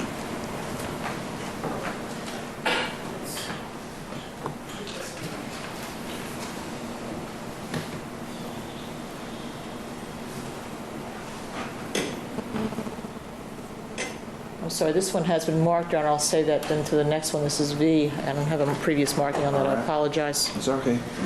Okay, this is quadruple B. V, do you see your footwear, anything in this? No, I do not. Okay. All right. 2.120, perhaps we can then mark this the E to the 7th. All right, to the 6th. E to the 6th, I apologize. That's why I'm a lawyer. This is E, right This is here. E, correct. All right, do you see your footwear? E legs? was withdrawn because it was already marked. This is Right. now E. Okay. Do you see your footwear or legs in this picture? No, I do not.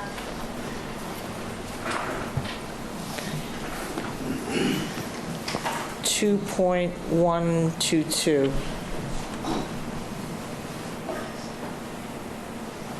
Okay, do you see your legs or footwear? Did you want this marked? Yes, please, Your Honor. Sextuple out.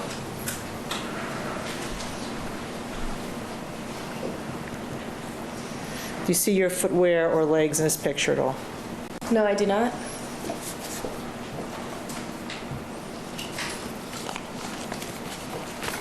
Um, 2.123, let's see if it has a marking before we do it. This is a quadruple X. Again, do you see your footwear or legs in this picture at all? No.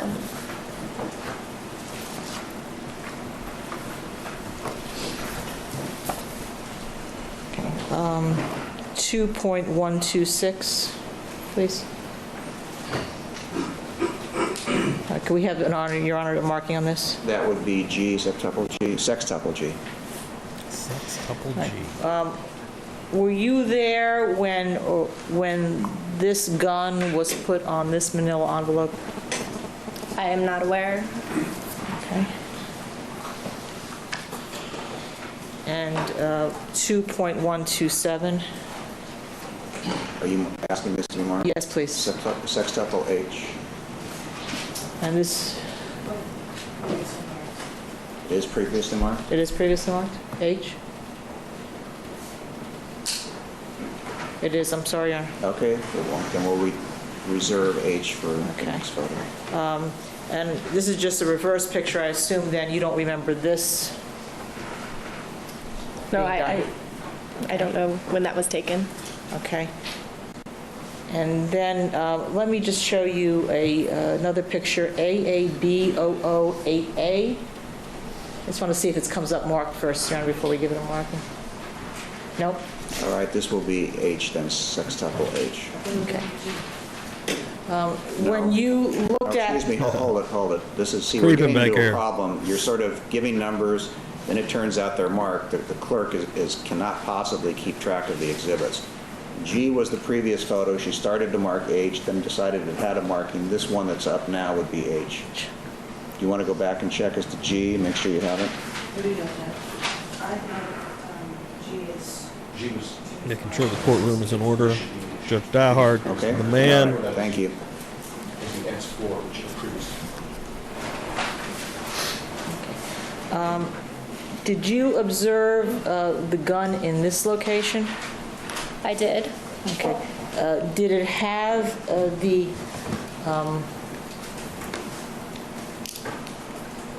what appears to be blood-like stains on the gun when you saw it? I did not document anything in regards to the gun in my Okay, my because note taking. Oh shit, we got a Venmo through here. Joanne coming through the old Venmo machine. What'd you say? Towards the cost of the will. Thank you very much. Appreciate that. Don't go broke, Steve. I'm trying not to go broke. Whenever they really ship here in the U.S., it's not an issue whatsoever. And I mean, really, it's not an issue really if they go outside of the U.S., but I literally have a bunch coming up all at one time, and I was like, well, what the fuck just happened here? And it's funny because I don't really know it until I get to them. Like Tasha, I got to her, and I was like, oh, man, Canada, nice. But nah, man. And I'm trying to figure out to where we can still do it and still, cost effective for me, and so we can get cool merch out there. I think it's cool that I can get shirts around the world. I think that's a really cool thing. But yeah, I'm gonna figure it out. Thank you so much, though, Joanne. Appreciate the hell out of that. That wasn't your jurisdiction. That is correct. The purse was your jurisdiction because it was I'm actually working on it. located I'm working on on some the decedent, thoughts. correct? That is correct. So if something is right next to her, that would be the responsibility for some other person. That is correct. Okay. Now, you also looked at the decedent with UV light. Yes, I did. What is that? Tell the jurors what that is. A UV light, an ultraviolet Coffee's light, cold now. is another tool that we use out in the field to help look for evidence. Sometimes you can't see everything with the naked eye, so you use a tool that helps enhance a visual picture, I guess. The UV light may cause fluorescence in some objects. It may cause absorption, and you would see it differently using that light. Okay.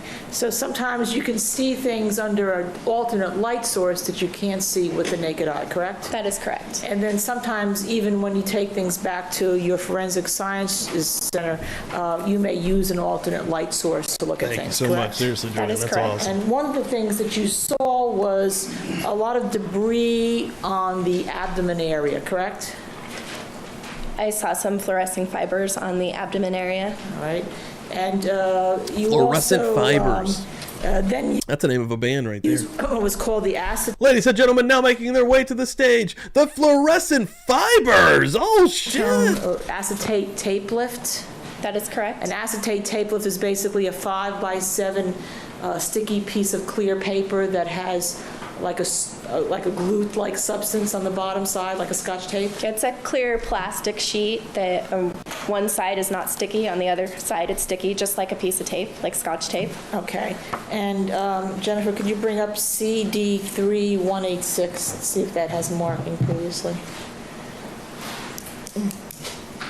No, Your Honor, I would need a marking for this. All right, 6 tuple I.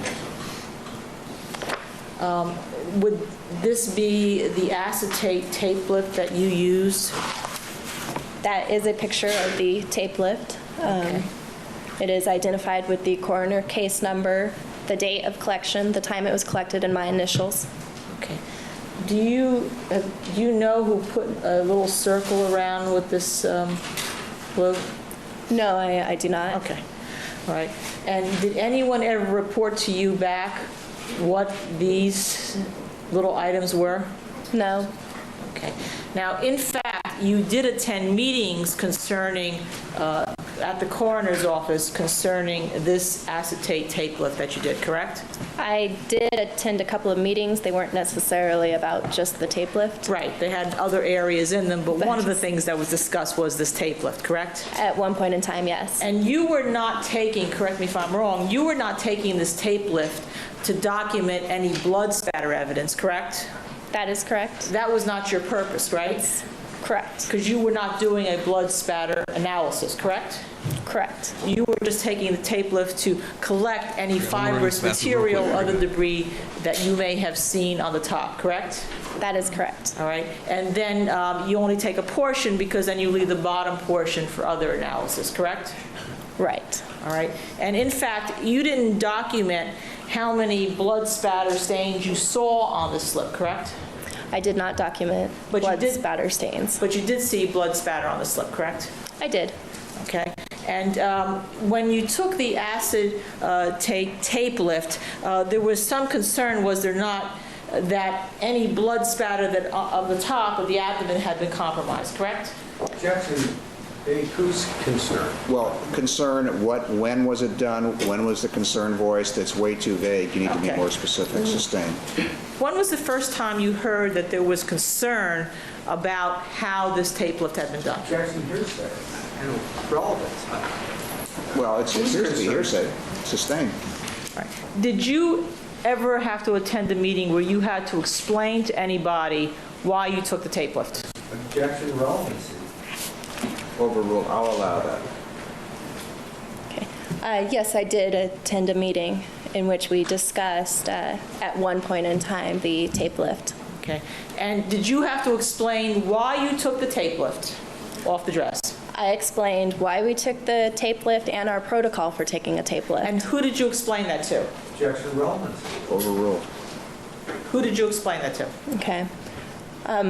Well, those present were members from our department at this meeting, and I believe that those answers went on to the sheriff's department. As to the portion of the answer as to what she believed will be stricken as speculation and the jury's not disregarded. Was Dr. Lakshmanan the chief coroner at this meeting? Yes, he was. Was Dr. Anselmo one of the forensic odontologists, dentist at this meeting? Yes, he was. Was Dr. Fortman one of the forensic odontologist dentists at this meeting? Yes, he was. Was Dr. Luis Pena at this meeting? Yes, he was. And that would be the same doctor that you went to the scene with, correct? That is correct. And yourself, correct? That is correct. And there was a Joe Muto at this meeting, correct? That is correct. Who was he? Who was he? He is the chief of laboratories, so he is my boss's boss. Okay. And there was also a Mr. Stephen Dow at the meeting, correct? That is correct. And who is he? He is a research criminalist who does the GSR analysis and tool marks analysis at the coroner's office. Okay. And you had to explain why this tape lift was done, correct? Correct. Did you have to explain as to why you may have compromised blood spatter analysis? That seems facts, not in evidence. Counsel approach the bench.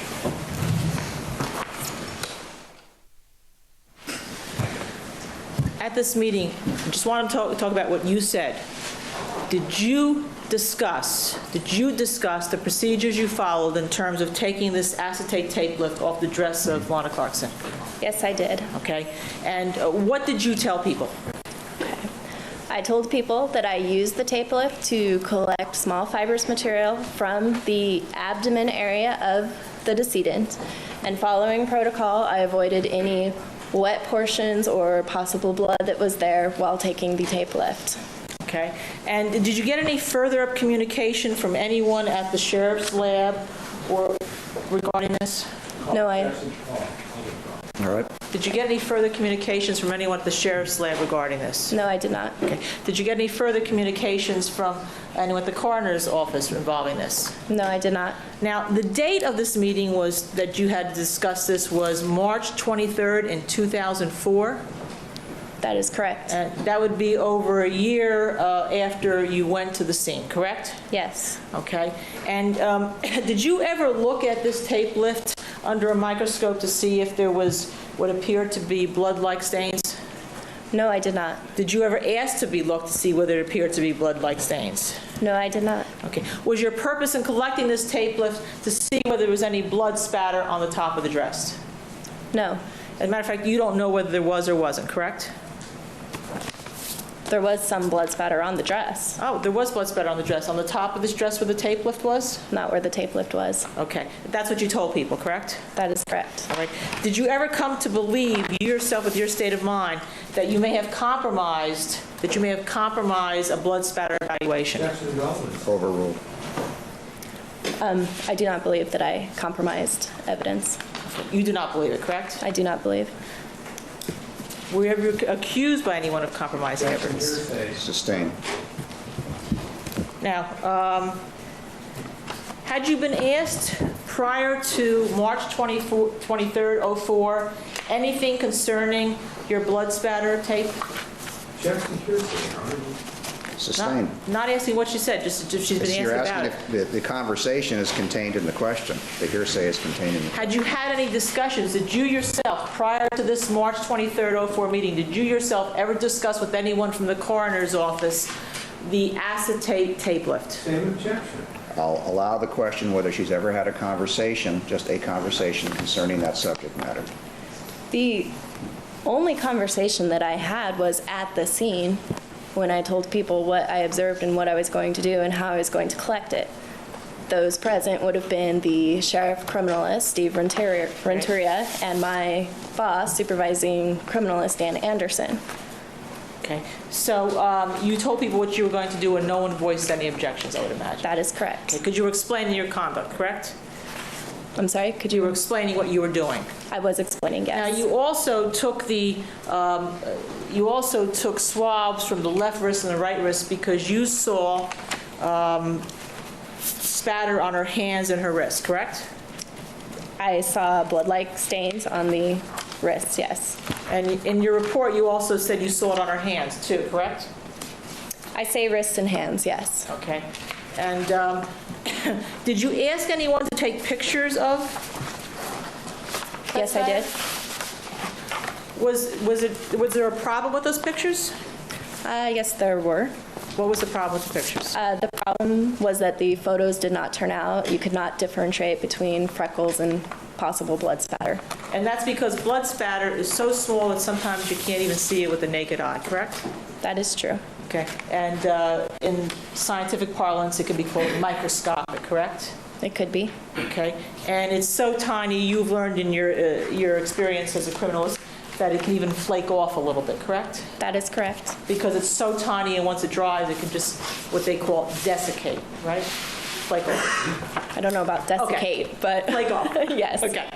I was trying to be Mr. Cutler with big words. Right. Okay. No one else can be Mr. Cutler. Did you ever ask the detectives to collect the paramedic patches that you saw? I did not. Okay, because that wouldn't be your job. That would be the job of the Sheriff's Department criminalist to see if there was any blood spatter on those patches, correct? That is correct. Okay. Now,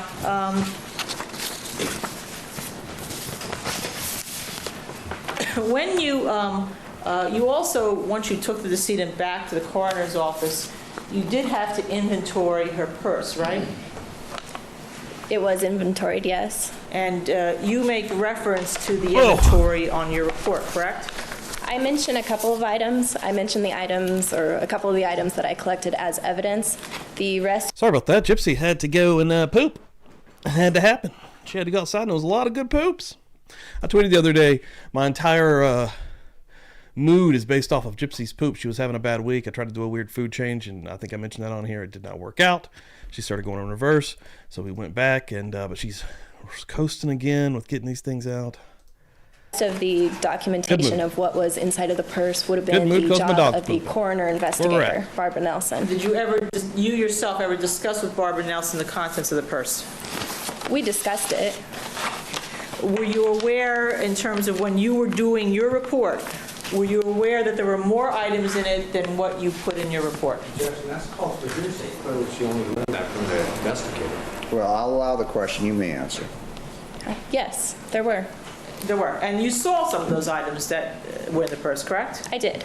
And some of the items you put in your report because you were keeping them for further evidential value, right? That is correct. And other items were going back to either the Sheriff's Department or for further distribution one way or another, correct? They would be maintained as personal property. Okay. And that means that it goes back to the family, correct? Eventually, yes. Okay. And one of the items in the purse that you saw was a cell phone, right? I don't recall. Okay. Would there anything that you would see that could possibly refresh your recollection? You don't know? So you see yeah. it? Okay. May I approach, Your Honor? You may.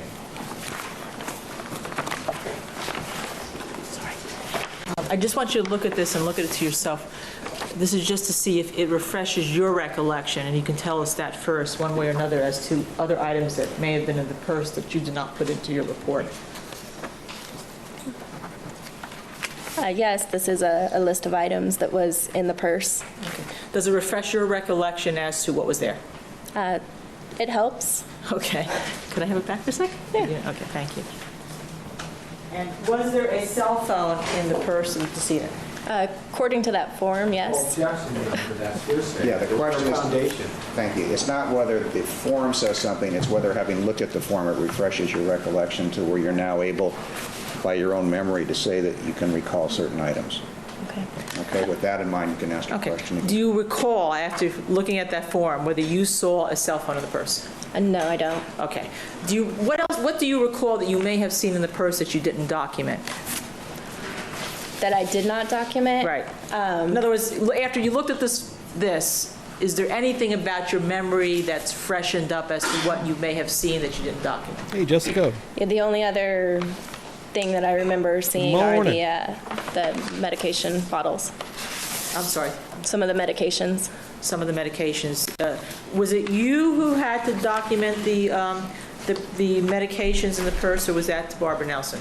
That was the investigator. Okay, so it'd be fair to say that you don't have an independent recollection as you sit here today as to what was there? Yeah, not specifically. Okay, and we should talk to her. That is correct. Okay. Now, when you were at the scene with Dr. Pena, he was watching what you were doing? That's conference speculation. Sustained. Well, did you see him? Yes. Did you talk to him? Yes. Did you tell him what you were doing? At times. Okay. And when you were there, was he pretty much within your sight? Jackson, again, calling for speculation, it's also vague. You can answer, well, if you're talking about during the entire time, she wouldn't have any way of knowing unless they came together, left together, stayed together. So part of it does call Did you for come together? speculation. We came at the same time, yes. Did you leave at the same time? We left at the same time. Were you around the decedent's body for that hour and a half that you were there together? I cannot account for his whereabouts that entire 1.5 hours, no. Okay. But in some of the time, is it fair to say he was with you? Yes. Okay. Watching, did you see him watch what you were doing? At times, yes. And at other times, you spoke to him directly? Yes. Okay. All right. Now, when you took the GSR from the wrist, I think you told Prosecutor Dixon here that you do it at the scene because it can easily fall off, correct? I did not say it could easily fall off, but there's a possibility it could be lost. So you don't know whether it can easily fall off. It's just a possibility it could be lost, correct? That is correct. So what you want to do is you want to do it there on her hands, hopefully to make sure you get the best evidence collection you can, correct? Yes. Okay. And so you're not an expert in gunshot residue, are you? I am not an expert. Okay. What you are good at is collecting it to make sure that it's preserved. Joanne, thank you so much for That's hanging correct. this morning. Okay. Appreciate it. But Have a any great further day. questions about how easily Start that it week may strong, fall off or baby. be transferred, that we should leave to another expert, correct? That is correct. Okay. Now, Mr. Dixon also asked you about the jacket, correct? Yes. Okay. And one of the things that you were trying to do when you were at the scene was document what you could see with the naked eye on the jacket, correct? That is And correct. leave it for others to document what would be there microscopically, right? That is correct. And that would also include any further blood spatter that was there, correct? I'm sorry, could you rephrase the question? That would include any other blood spatter that you could not see on a black jacket with a naked eye, correct? That wasn't your job. That was not my job. That was not your job. Did you pull out at the scene the contents of the purse? No. Okay. Again, because your job was to collect and preserve the evidence, correct? Correct. Okay. Now, one of the things, let me show you if we could have up Defendant's Exhibit EE.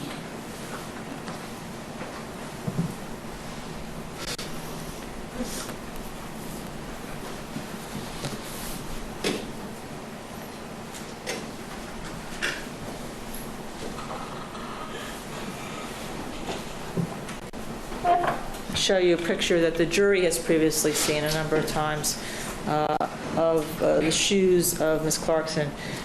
Did you document the existence of the scene of this little white piece here?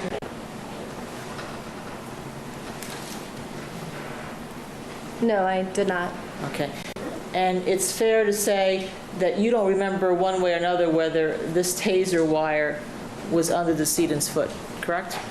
That is correct. That's because it's not in your notes, correct? That is correct. Okay.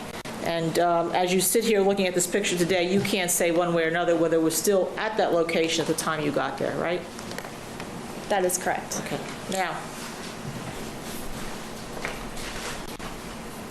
we have up, and I don't know if it's been previously marked, 4.218.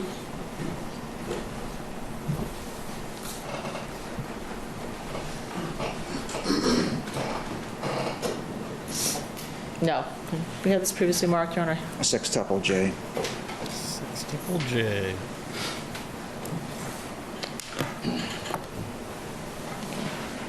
I'll show you a picture of the pantyhose of Lana Clarkson. You recognize that to be the pantyhose you took off at the scene, correct? Yes, I do. Okay. On the leg over here, there is what appears to be, or what's been testified to as a Band-Aid or two. It was 2 Band-Aids. 2 Band-Aids. Do you remember seeing that when you took off the pantyhose? Yes, I do.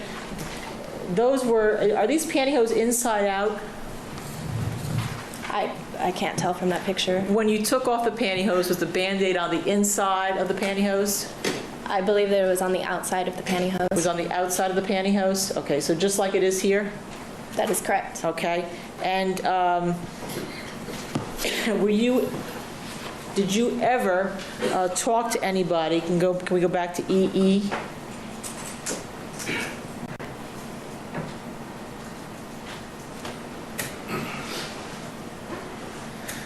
You yourself, is it fair to say, you never discussed with anybody whether or not this little thing here could be a portion of the Band-Aid on the pantyhose, did you?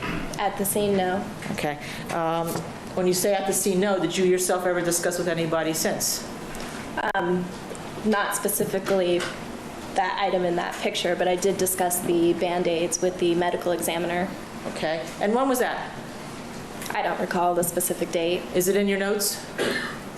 No, just the collection of the nylons and the Band-Aid are in my notes. All right. Now, oh,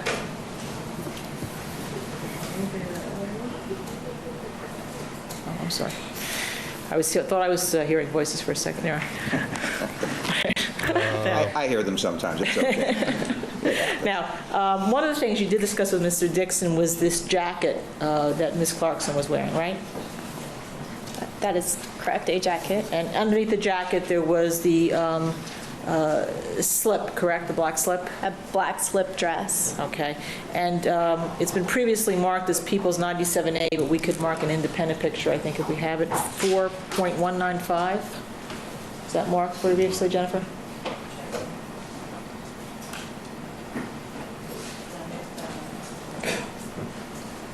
Deanna, I'd need a marking on this then.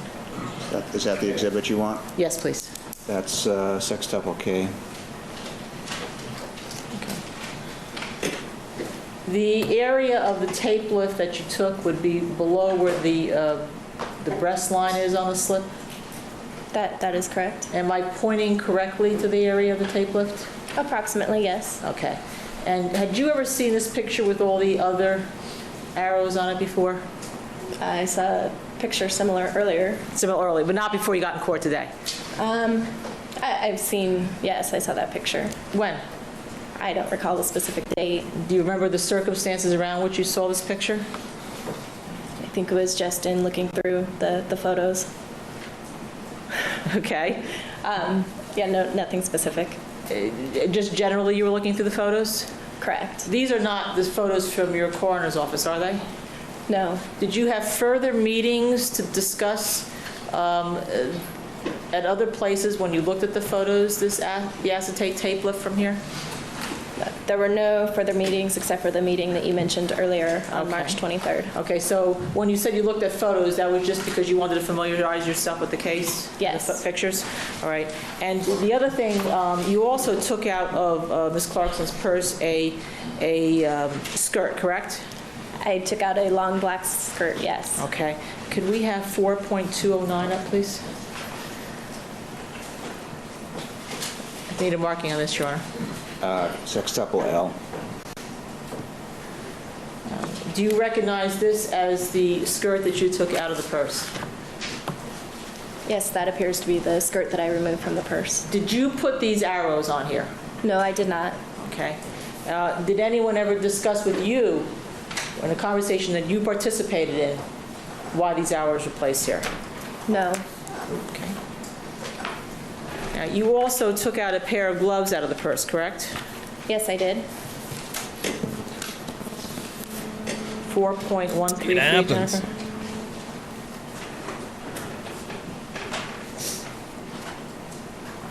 You want this next in order?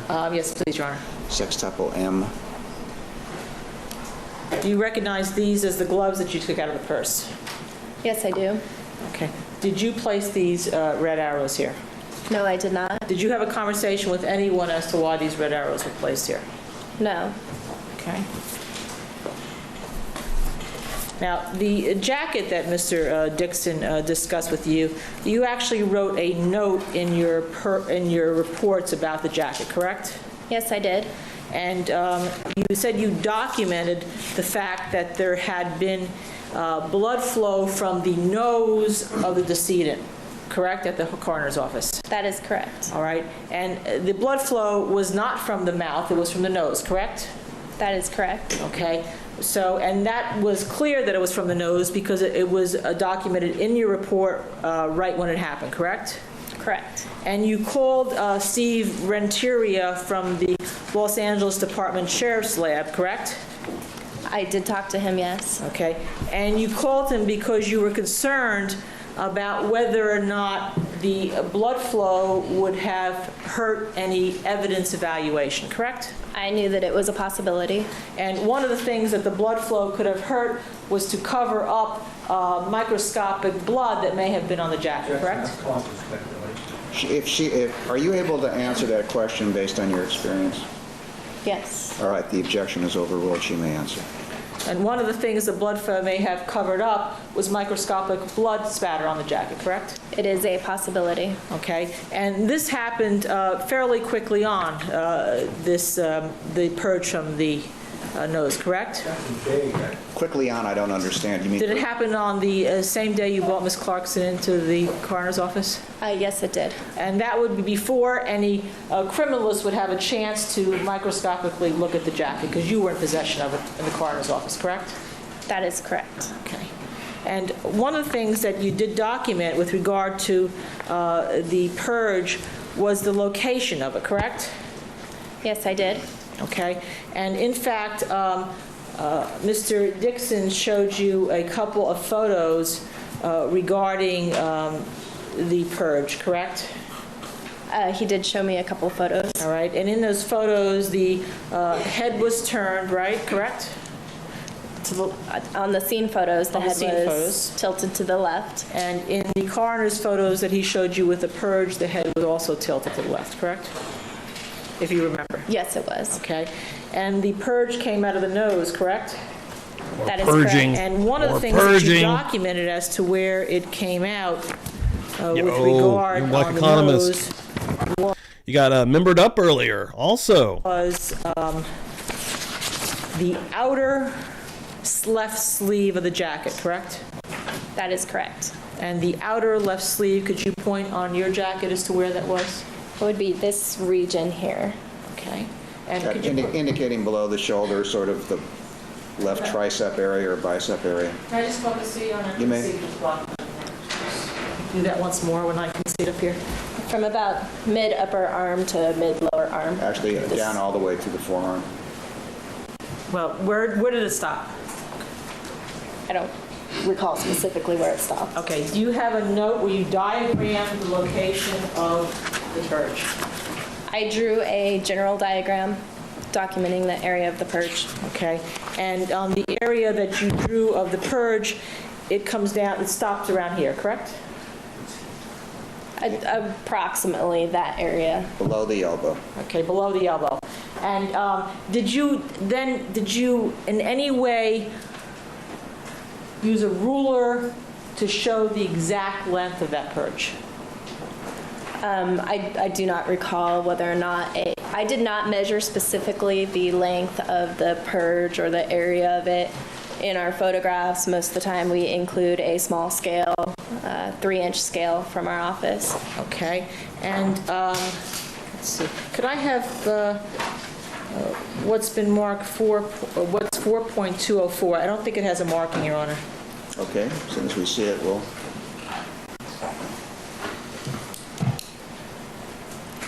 Sextuple N. Okay, now this is the right side of the jacket, correct? This is the back side of the right The side back of the side jacket. of the right, okay. And then we have another one, 4.203.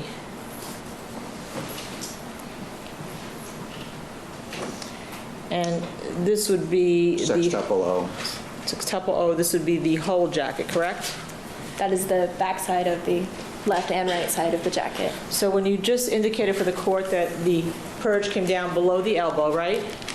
That is correct. Okay. It did not, according to your notes, go to the bottom of the jacket here, did it? That is correct. All right. It did not go to the buttons on the bottom of the jacket here, did it? That is correct. Okay. And if it had, you would have documented that, correct? Yes, I would have. Okay. And if there's been any inference that it went to the buttons on the left side of the jacket, that would be incorrect. That is correct.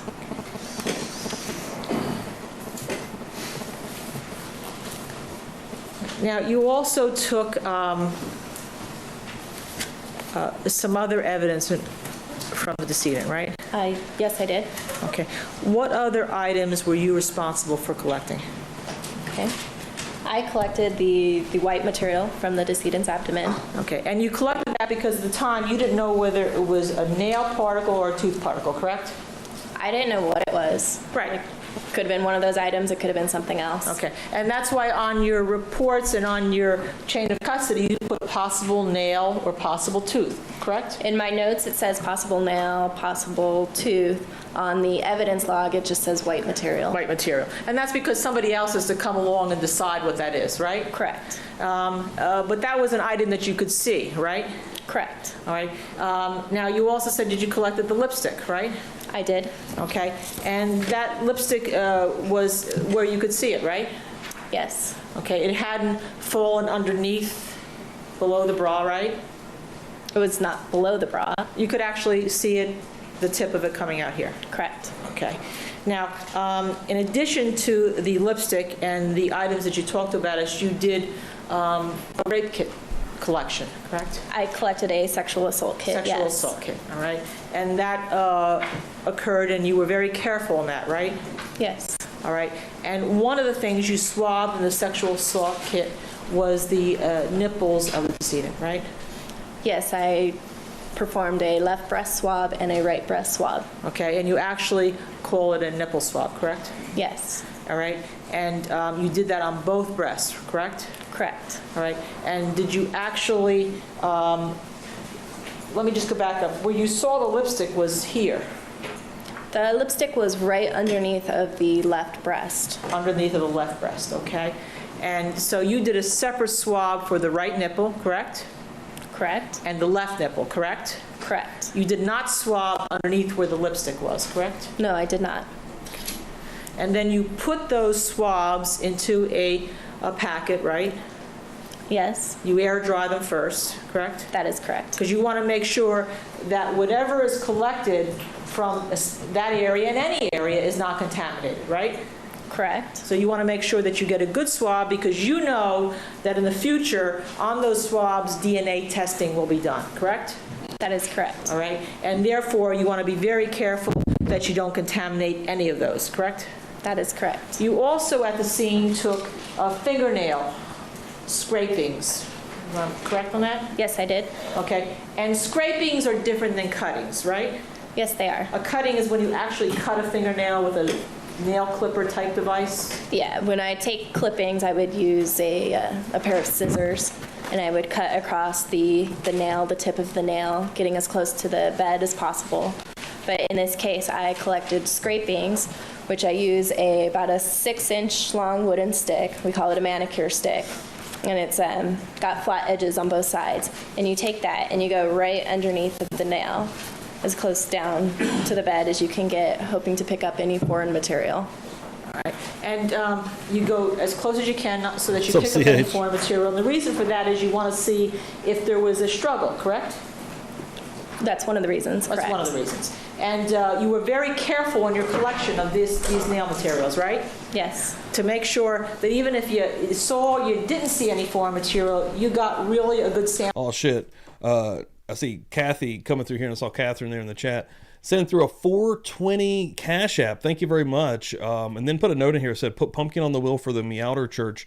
The will commence on Tuesday night during Murder Church. This week, I'm just taking regular donations and not doing the will this week. But thank you so much, Kathy. Appreciate that. Sample under there, correct? Thank you, Pumpkin. Yes, I collected scrapings under every single nail. Okay. And then when you went back to the coroner's office, you had the right thumb nail of, you asked Dr. Pena and Investigator There we Nelson. go. Couch Juror coming through. $4.99 shipping contribution. If I could talk this morning. Thank you so much, Couch Juror. Appreciate that.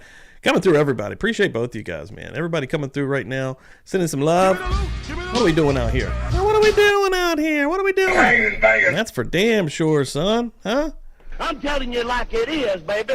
To excise or cut Thank out you so much, the right Couch Juror. thumbnail of Ms. Clarkson, right? That is Thank you so correct. much, Kathy. And at the scene, when you saw that right thumbnail, you did not see any blood on that right thumbnail, correct? I do not recall if there was blood. There was nothing in your notes on that, correct? Not on blood, no. Okay. And you don't recall seeing any black type sooting from a gun either on that No. nail, correct? Correct. All right. And so when you got to the coroner's office, you had that nail cut out, right? That is correct. And when you cut that nail out, you do get blood, a little bit of blood and tissue on it, right? It's a possibility. Okay. Had you seen pictures of it since? Do you know? I don't recall seeing any pictures of the nail after. I do not recall, Because that's because Dr. ma'am. Pena and Miss Nelson, Miss Nelson were responsible for it, right?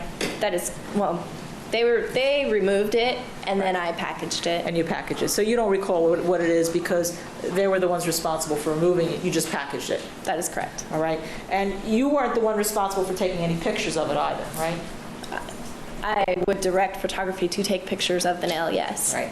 And that was the same type of thing that you did at the scene with regard to the blood spatter on the hands. You requested somebody to take pictures. That is right? correct. And you hope that their pictures come out well. That is correct. And if they don't,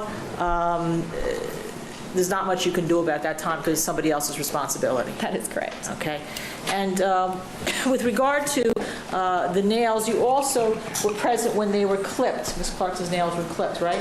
Or thumbnails were clipped?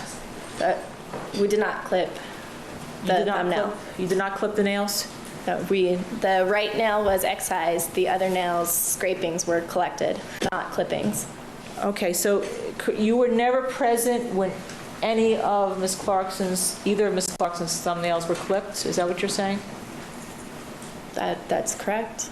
Oh, no, I'm asking you, because I Yo, wasn't there. Chris, what's I'm up, not dude? aware that they were clipped. Okay, all right. The last time you saw the nails, they just had scrapings taken under them.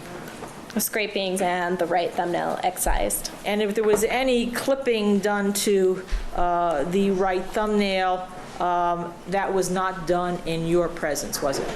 That is correct. Now, is there anything else that you did with regard to the collection of evidence from the body that you have not talked to us about? I did collect a hair kit. A hair kit? A hair kit. And what is that for? Primarily, it is used as a reference standard. We collect hairs from various parts of the decedent so that if similar hairs are found at scene, they can use it as a comparison purpose to rule out whether or not it belonged to the decedent. Okay. And any other kits that you collected? May I refer to my Yes, notes? please. Would like you to. Okay.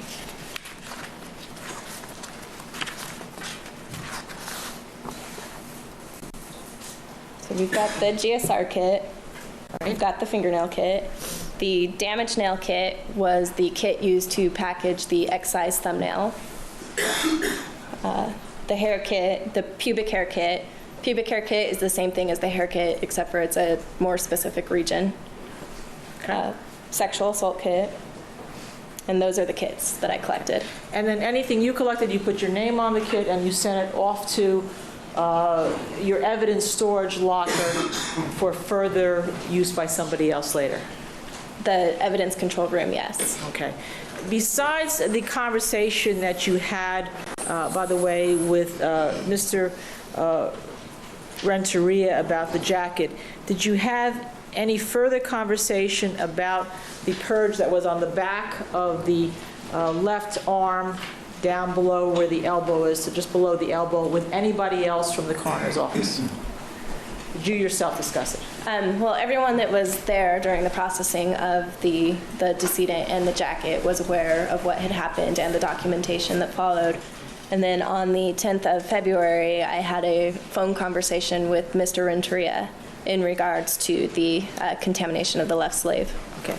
And then is it fair to say that another conversation you also had, not related to the left sleeve, was with Mr. Renteria about white particles that were on the gun? Yes, we did have a conversation about that. And that was on February 13th, 2003? Let me check.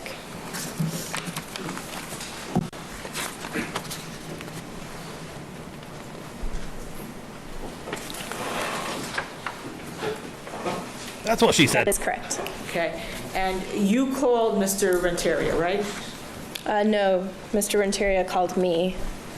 Okay. And what did you talk to him about? What did you say to him with regard to that call? Appears to be hearsay. What did she say to him? The conversation, I'm it's just asking meaningless if it's just a one-way conversation. But I want to ask her side of the conversation, Your Honor. That's not hearsay. It is hearsay. Did you ever facilitate the bringing to white material from the coroner's office to the Los Angeles Sheriff's Lab? I did organize the process. Okay. And you were facilitating bringing white material that you collected at the autopsy? No. What were you bringing?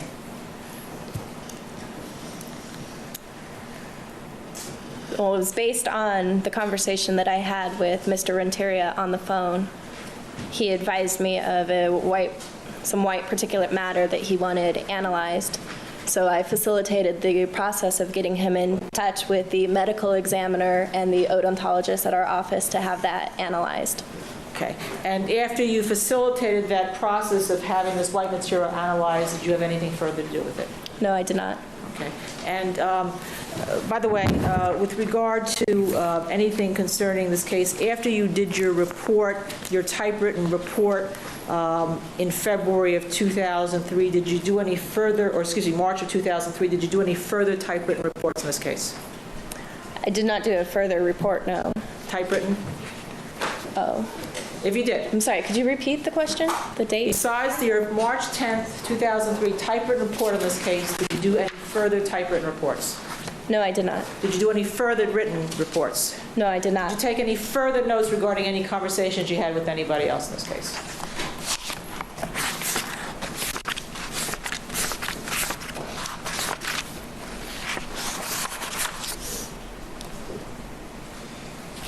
No. Okay. Thank you. Your Honor, if I just may have 1 minute. Certainly.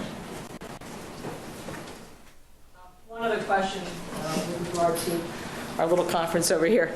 At the time you collected the damaged nail kit from the right thumb, and you put the nail in, was the fingernail clipped? No, it was not. Okay. Thank you. That's all I have. Thank you. Redirect? Thank you, Your Honor. Actually, I should ask, how long is your redirect? Going to be 3 questions. All right, then in that case, we'll go ahead and take our noon recess. Keep in mind the admonition, Like ladies and minutes of gentlemen, this video 1:30, up, you so may what's step down. happening here?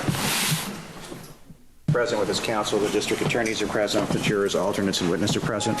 You may proceed, Mr. Dixon. Thank you, Your Honor. Good afternoon. Just a few questions. Kenny Bodden asked you a number of questions during your cross-examination. At one point, she put up a pair of pantyhose that was a defense exhibit. You recall those? And you said they were inside out. There were some questions about a small bandage. Do you recall that? I do. And I think that you said that you recovered those or took those off at the crime scene. Is that correct? I did not take them off at the crime scene. Where did you do that? I removed them at the coroner's office. When you collected the rest of Lana Clarkson's clothing. Is that correct? That is correct.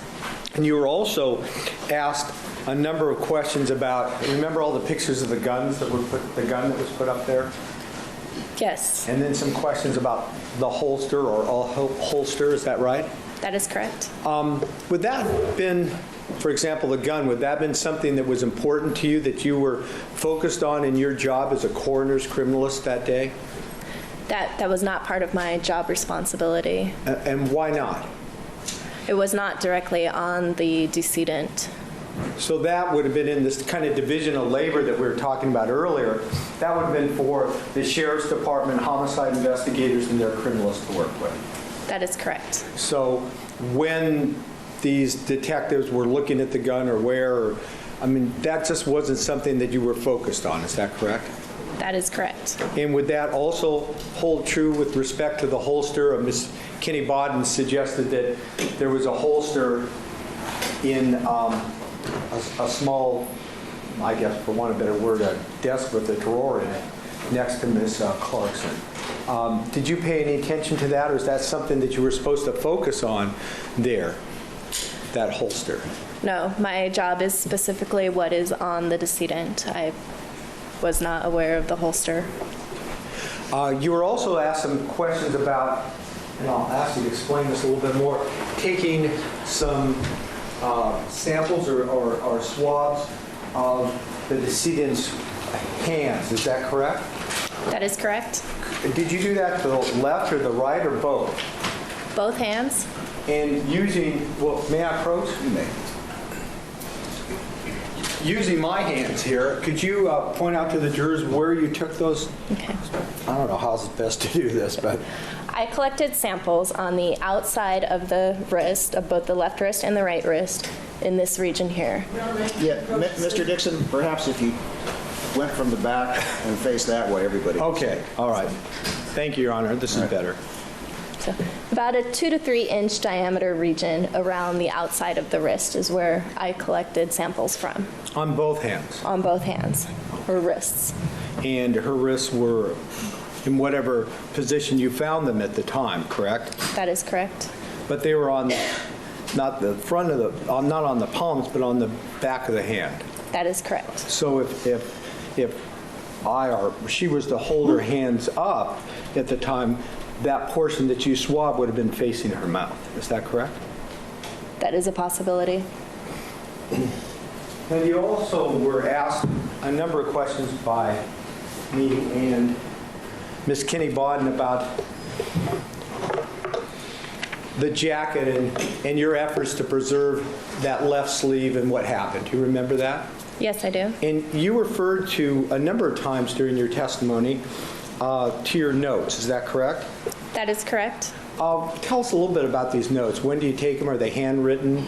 Do you type them out later on? Yes. Tell us about These that. notes Yo, are Michelle, handwritten. welcome in I here. take them at the time that I am doing the evidence collection. You are forgiven, They're written my on child. what we call a Form 42. It's a pink sheet of paper provided by our office.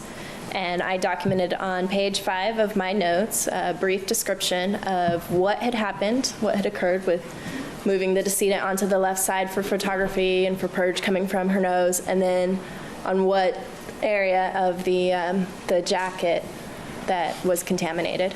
Right. And as you said, that's on this Form 42, right? That is correct. And that's a form used by the coroner's office, kind of a generic form just to make notes on. Is that correct? To make notes on. That is correct. It's a pink piece of paper with blank lines on it, and you write your notes on it. And on your Form 42 that you made out for the day we're talking about, February 3rd of 2003, on page 9, or excuse me, at page 5 of your 9 pages of notes, you noted that moving the decedent caused blood flow from nose onto department plastic outer left sleeve of jacket was resting in fresh pool of blood, right side unaffected. Is that correct? That is correct. And those are the notes that you made at the time? Yes, they are. So that the left sleeve was in according to this, a pool of blood at some point as a result of the movement of the decedent. Is that right? That is Yo, correct. Drew, thanks for hanging out this morning, dude. Have a good Sunday. Could I have a moment, please, Your Honor? Oh, my God. Is that the first shot we've had of this demon this morning? Thank you. Nothing. Someone else Thank dressed you. him. I'm convinced of that. I'll tell you that right now. When Mr. Dixon just read that to you, you made a note that it was the outer left sleeve, correct? It was the outer left sleeve. Outer left sleeve of the jacket, okay. Now, Mr. Dixon just asked you a question using hands up. You're not a blood spatter person. expert, I am right? not a blood spatter expert. So you don't know whether spatter is created with somebody having their hands like this, correct? Showing my hands clasped, correct? My statement to Mr. Dixon was that that was a possibility. And there's a lot of other possibilities too, isn't there? That is correct. Because you're not a blood spatter expert. That is correct. Now, Mr. Dixon also asked you questions about the pantyhose. When you collected the pantyhose and you did everything to the body at the scene, I assume you wore gloves, correct? Yes, I did. And everyone from the coroner's office at the scene wore gloves, correct? Yes, they did. That's supposed to protect you, correct? Partially? That is correct. And also to make sure that the evidence on the body is preserved, correct? That is correct. And so that you wouldn't, for chance, leave your fingerprint on the body, correct? That is one of the reasons. Or on any other portion of her clothes, correct? Yes, that is one of the reasons for wearing gloves. And when you collected the pantyhose that he mentioned, Next along with kill all the other clothes, you didn't see any rips, tears, or anything in the clothes, did you? There's nothing that I noted. Thank you. I have nothing further. Thank you very much. Redirect. No, thank you, Your Honor, nothing further. All right, subject to recall, you're excused. Thank you for being here. You may step down. Thank you. Do you have another witness? Yes, we do, Your Honor. Oh shit, she wasn't on there as long as basically everyone else. That was a criminalist, Chris. I think Court TV fucked it up. It says Janie Lamoot, but she said on the stand Jamie Lamoot. Let's see where we're going next. We got Donna Brandelli, fingerprint expert, taking the stand. How long we got here? An hour 18. That seems about perfect to finish up Murder Church this morning. Thanks everyone for hanging out this morning. And I just put it here in the chat. I'm going to put it up here one more time. I do have Chris Dewitt, baby. Chris Dewitt coming through Wednesday night for a very special live stream. We usually don't do Wednesdays. We only do those nights if it's something special, and that's what we got coming up. I'm going to be looking at the Stephen Stearns interviews with another special guest that Chris has been kind enough to turn me on to, and someone I'm happy to meet. I haven't met yet, but Lee, and I hope I'm saying his last name correctly, Lee Meller, PhD. He's a writer and a criminologist, and also an expert in necrophilia. So it's going to be a show coming up Wednesday, 8 p.m. Eastern time, that is going to go into probably some dark stuff. But yeah, come through, and we've got some awesome people. And again, Chris, thank you so much for putting that together. This is really going to be one of his shows coming through Publicly Buzzed. But yeah, please come through, and I'll keep promoting them. I need to get some graphics up, and I'll probably be posting those up, I'd imagine, probably tomorrow. And hell yeah. And we're going to keep rocking and rolling here. Everybody that's come through this morning, I really freaking appreciate it. We're going to go for at least another 18 minutes. And yeah, Murder Church, rocking and rolling, baby. Tell a friend. If you haven't hit the like, do that shit. You can spell your first and last name for the record. Donna Brandelli, Donna Brandelli. Thank you. You may proceed. Thank you, Your Honor. Good afternoon, Ms. Brandelli. Good afternoon. We appreciate you coming. I think you worked all last night, is that right? Yes, sir. Well, thank you very much for being here. So tell us what your job is. What made you work all last night? Well, last night I was just dispatching. My normal job is a forensic identification specialist, in which I conduct latent print comparisons, do major crime scene investigations, and I've been trained also in chemical processing. I like how confident. And who do you work for? She is. The Los Angeles County Sheriff's Department Crime Lab. Very Could you clear speaking. tell us your background, training, and experience for this job? Certainly. My education, I have a Bachelor of Science degree in criminal justice. I have a master's degree in forensic science. I'm currently completing my PhD in human behavior with a focus on criminal justice. I'm a member of the International Association for Identification, which is a professional organization for forensic examiners. I'm on the editorial review board for the Professional Journal.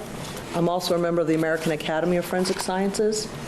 All right, that one got me, CH. She's wearing my Nan's couch. 100% I've sat on a couch with the same exact fabric. You can tell it's not even that comfortable. I've created and given... Like if you pull too hard off of it and you're not wearing anything and your bare skin's on it, it's going to scratch you. Training to the Los Angeles County Fire Department, several Connecticut fire departments and police departments on crime scene investigation and preservation. I've also given that training to the Downey fire departments. I've given some training to the Los Angeles County investigators on homicide investigation and forensic aspects. I've also taken several classes on fingerprint comparison, crime scene investigation with both the Department of Justice, the FBI, too. as well as Yep. several experts Same within the vibe. field of fingerprint identification.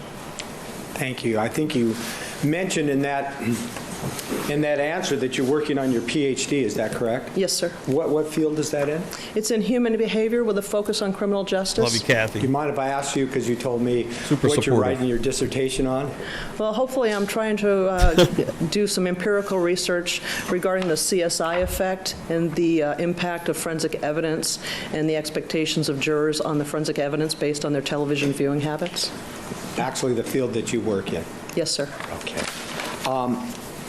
In your earlier answer, and this is really what we're going to talk about today, is in this case, you try to collect latent fingerprints. Is that correct? Yes, sir. And in doing so, I assume that you make a lot of different notes and reports and that sort of thing. Is that correct? Yes, sir. You didn't go out to the crime scene, did you? No, I did not. So when you saw the items of evidence that we're going to talk about today, where were you? I was working in the laboratory currently at that time. I was assigned to chemical processing, and my primary duty was using a variety of chemicals in an effort to obtain or develop latent fingerprints on various evidence items that had been collected in the field. My secondary duty or another duty that I had was to go out to crime scene investigations and do major crime scene investigations. I just wasn't assigned to that particular crime scene. So although I just you remember him feeling a bit rough. did not go to this crime scene that we all have been talking about for a number of weeks here, you've done that in the past, so you know what goes on, generally speaking, at that kind of crime scene. Yes, sir. Yes, sir. So when you looked at these items of evidence and trying to determine whether or not there was a latent fingerprint, you were in your lab. Yes, sir. And when these items of evidence come to you, and first we're going to be talking about item number one, a gun, they come to you in a package with numbers on them? Yes, sir. They're normally packaged with a receipt attached to it. When I write my notes, I usually describe the packaging and the way it was received by me at the time I did the analysis and the processing. And based on your experience, well, by the way, when did you look at these items?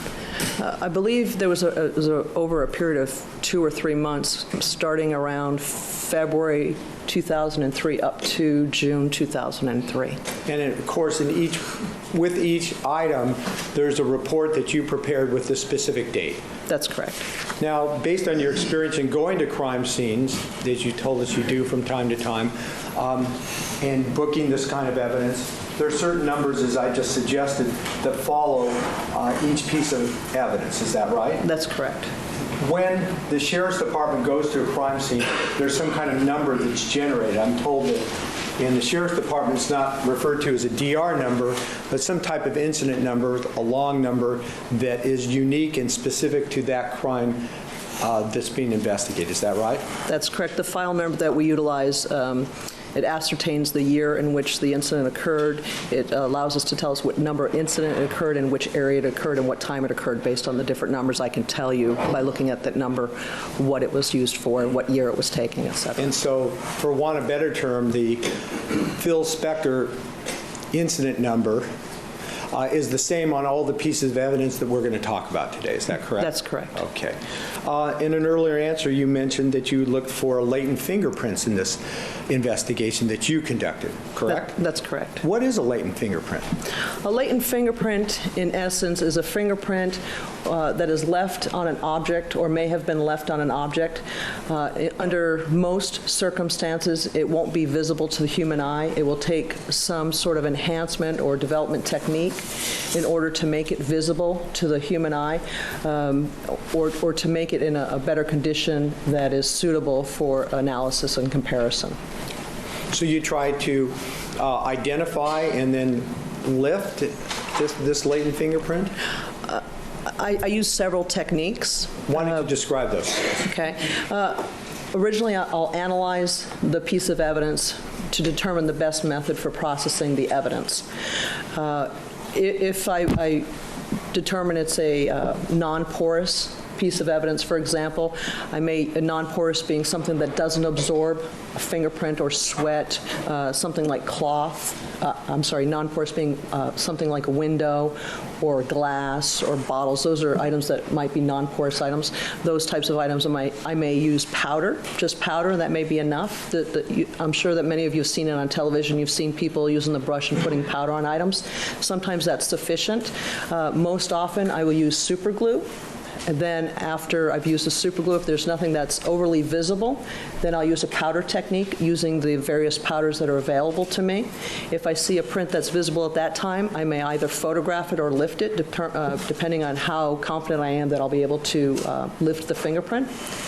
After I've lifted or put powder on the fingerprint, I'll use a fluorescent dye. It's similar in color to like orange Kool-Aid. It's similar in consistency to a real weak orange Kool-Aid. Put that over it, allow it to dry, and then I'll use an alternate light source. An alternate light source uses wavelengths that are, again, not visible to the human eye. You have to use special colored goggles in order to visualize it. And oftentimes it's this very last process using the alternate light source that allows us to visualize the fingerprints. It may not be one of the first 2 or 3 processes that we're using, but it may be the very last process that we're using. So you're trying to find this fingerprint, what we call a latent fingerprint, and then preserve it in some manner so that what can happen to it? Well, ideally, we're going to try to lift this fingerprint or capture it using photographs if that's what needs to be. Then the fingerprint will be printed out on a photographic quality paper, and the fingerprint in turn will be turned over to the comparison section of the person that is doing the comparison in an effort to identify the latent print that I've developed off of an evidence item to a particular person or persons. So in this case, with the items of evidence that we're going to talk about today, your job or your investigation was solely related to trying to lift latent fingerprints. That's correct. Develop and lift or process and identify the fingerprints. Not compare them. That's correct. I did absolutely no comparison. Now you're qualified to compare them. Yes, sir. But in this case, you didn't. That's correct. Do you know a Dale Falcone? Yes, I do. How do you know him? He is, at the time, he was working in the identification section. He's currently assigned to the firearms section. So at the time, and we're talking about February to maybe April or so of 2003, he was assigned to the comparison unit. That's correct. Is that correct? That's correct. So it wouldn't surprise you if he did some work on this case with the latent prints that you may have lifted in trying to do comparison. No, he worked in the homicide section, and he was one of the more advanced comparators. To do a comparison, since you're qualified to do that, let's just talk about very briefly, you need a known print to compare it to the latent, or really, we might call the unknown print. That's correct. You need an exemplar of a known person or Shit. persons. Dizzy coming through. I couldn't figure that out, and she found it, of course. Magic Hands Dizzy. Judge denied broadcast of the second trial. And you compare it to the unknown print or the latent print that was Bullshit. just developed or lifted from the field. And that's it's called a comparison, and we'll probably talk thought. more about that with Mr. Falcone. But that's not what you're involved with in this case. That's correct. Let me ask you a couple more questions about your answers to earlier questions. I just have to ask you this: super glue. Do you pour super glue on where you think there's a latent print? What's that all about? The process that we use for super glue is we take a small amount, about the size of a $50, put it into a small aluminum tin that's also about the size of a $50. That aluminum tin is placed on a heat source. What we normally use is a small heater similar to what you might put your coffee cups on, a coffee cup warmer that you might have at your desks. That's placed inside of a sealed chamber with some water to add humidity into the chamber. It's plugged in. The heat source vaporizes the super glue, turns it into a gaseous form, and then that gaseous super glue, the gas then adheres itself to the fingerprint itself on the evidence item. So you can see it. Most of the times you can see it. Again, it depends on the quality of the fingerprint. Sometimes it takes additional enhancements afterwards. Sometimes, even though the superglue print is there, it's not overly visible. And when we get to the fluorescent dye portion, it becomes much more visible. I've also had incidences where a fingerprint would almost look like it was, the ridges were filled in, almost like there was too much on it. When you put the RAM on it, or the fluorescent dye, it becomes much more clear. It's actually a better fingerprint at the final stage than it is at the beginning stage. So through this process of trying to locate and identify latent fingerprints, you really use your background and training and your experience to determine which method is best to try to capture this latent fingerprint. Is that right? That's true. And if I come into a situation where I have evidence that I don't process on a regular basis, the type of evidence I processed in this particular case is pretty much routine type of evidence that we normally would process. But if I don't have something that I normally would process, we have a manual there that we can always go and access. And if we have questions, we can go back and forth and talk with other analysts and talk with other scientists within the laboratory. And you do that from time to time when required? Sure. Okay. I'm not going to ask you to, in detail, explain every process that you use, but another one caught my attention. Alternate light source, what's this about? Well, the alternate light source is something that's utilized at the end process a lot of times. It can be used to identify maybe hairs and fibers off of some items if you want to use it at the beginning as kind of a searching tool. Most often in the chemical processing, They'll let you know about it, won't they? Stage. So I've done the super glue, I've done the powder, I've added the fluorescent dye, then I use the alternate light source. And again, it uses a wavelength that's not normally seen to the human eye. So you have to use colored goggles, such as a yellow goggle or an orange goggle or red goggle, depending on the wavelength. And sometimes it takes some experimentation that although this certain wavelength would normally require a yellow goggle, sometimes in experimentation you'll find out that a different color goggle works. But you cannot visualize this light with your eye. You have to have the goggles in order to see it. In an earlier answer, I think you mentioned in describing how you capture or lift latent fingerprints, porous and non-porous surfaces. Could you describe that a little bit more and how that relates to your ability to recover a latent fingerprint? Okay, a non-porous, I believe I described to you, would be an item such as a window, a glass, something that's smooth, that doesn't absorb liquid. The fingerprints are made up of about 98 to 99% water. So we don't want to have an item, let me rephrase it. An item that absorbs water is obviously not going to be the best item for looking for fingerprints. That's a non-porous item. A porous item would be something like a bed sheet, blankets, clothing, any type of a cloth material, because the leather. Yo, Couch Juror, thanks for coming through here today, this morning. Appreciate it. Have a great rest of your day, and we'll start this week strong, baby. Meg, coming through here with a church offering of $4.99. Thank you so much, Meg. Appreciate that. Appreciate that. Let me give you a little love for it real quick, huh? I'm telling you like it is, baby. I'm a bad, bad man. Yeah. Thank you so much, Meg. Those absorb liquids or. Oh, Meg, right now, the will is postponed this week until Tuesday night. Murder Church. I'm just doing normal donations this week on the channel. Thank you so much. And always kind as fuck, man. Meg will come through here, does insane donations. Members, if you don't have your memberships turned on, make sure you do. She's crazy. Like, she is amazing. Like, so selfless. Like, thank you so much, Meg. Seriously. The perspiration that may be coming from the fingerprints. And as far as more solid surfaces, does the type of surface matter? For example, if I touch... Oh, shit, it's not. You're right. We got a new witness. My bad. Need to change that. Thank you so much. This podium, which appears to be made of wood, am I necessarily going to leave a fingerprint that you'll be able to pick up and call a latent fingerprint? Now, unfortunately, it's commonly believed that simply because you touch something, you're going to leave a fingerprint, but the reality is that fingerprints are only found in about 25% of the cases, and the surface, in addition to it being porous and non-porous, also plays an effect. So if you have a textured surface, a bumpy surface, maybe a countertop. Sometimes those are not the best surfaces to be leaving fingerprints on, as opposed to something that's glass. If you have a nice clean window or a bottle or a glass or a cup that you're holding, those are better surfaces to get fingerprints off of than something that's textured. Reason being, the texture also prevents the adherence of the fingerprint to the surface, so you never get a really good quality fingerprint. So just to maybe illustrate that, I'll just ask you one or two more questions. Let's take a hypothetical. I'm a burglar. I'm trying to get into somebody's house, and there's a glass window, and it's surrounded obviously by a wooden frame.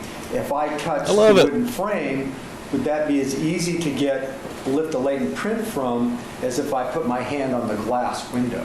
The glass would be the best surface, and that's if it was a burglary, that's one of the first places I would be looking for. Depending on the paint surface of the window, if it's a nice high gloss or semi-gloss paint, you may have a really good opportunity to get fingerprints. If it's a flat paint or an eggshell paint, you're probably not going to have as good a chance to get a fingerprint off of that surface. Okay. Well, thank you for that. And now maybe we'll turn to some of the items that you looked at in your investigation in this case. Your Honor, may we put up People 66 for identification? Certainly. And for you, I believe this was labeled by the Sheriff's Department under the incident number we're talking about in item number 1. Okay. Do you recognize this?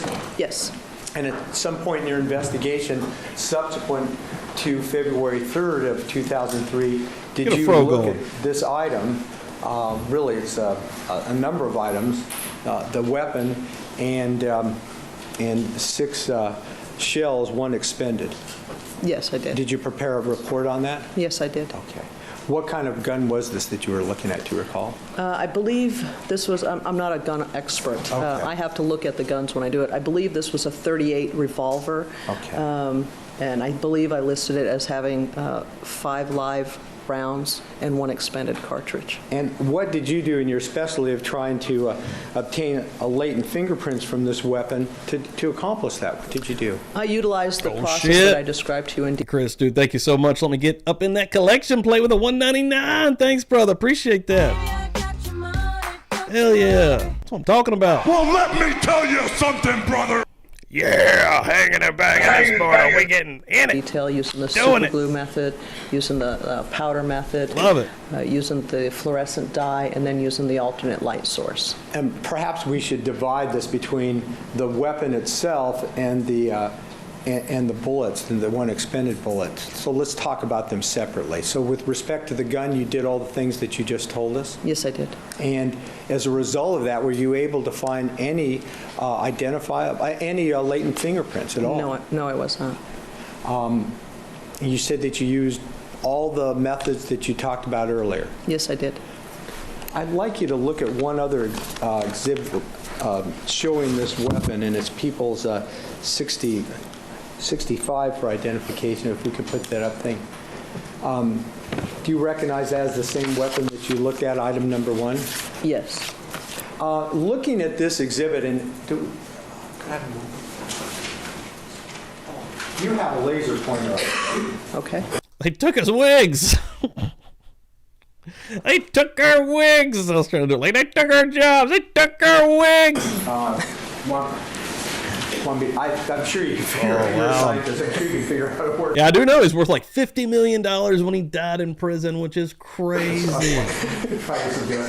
Sometimes it's the simple things that get you. Anyway, there's a button on the front. Using your laser pointer with any of these photographs in 65A through F, tell me, looking at this gun, is this a surface that, based on your experience, and how many years had you worked in this at the time that you did these investigations? I believe at the time I had been in chemical processing for 2 years. Okay. And looked at lots and lots of different weapons and other surfaces trying to find latent prints? A lot of weapons, yes. You've talked earlier about porous surfaces and non-porous surfaces, and surfaces that might be easy or more difficult to obtain latent prints from. Looking at this weapon in People 65, is this something that you'd expect to find a latent print on? It's a combination. There's if you're looking at box C at the grip, you'll see there's a real textured surface to the grip. So that's the type of surface that's probably not going to be conducive for fingerprints because the fingerprints don't have a surface to really adhere to. Because of the roughness on the handle? Yes, the texture surface. It's like a crosshatch on the handle itself, so it doesn't really have a really good surface for the fingerprint to adhere to. The surface around here on the weapon itself, it's a slight chance that you're going to get fingerprints off of it to begin with. Under normal circumstances, we only get fingerprints off of guns about 8 to 10% of the time, sometimes even less. It ranges anywhere from 5.75% up to about 10.5%. But under normal circumstances, we don't have a really good return rate on getting fingerprints off of guns. This surface here in E, again, not a really good surface for obtaining fingerprints because of the character on there as well as the dimpled surface within that circle area. And then obviously the trigger, a smaller area, and the trigger guard itself.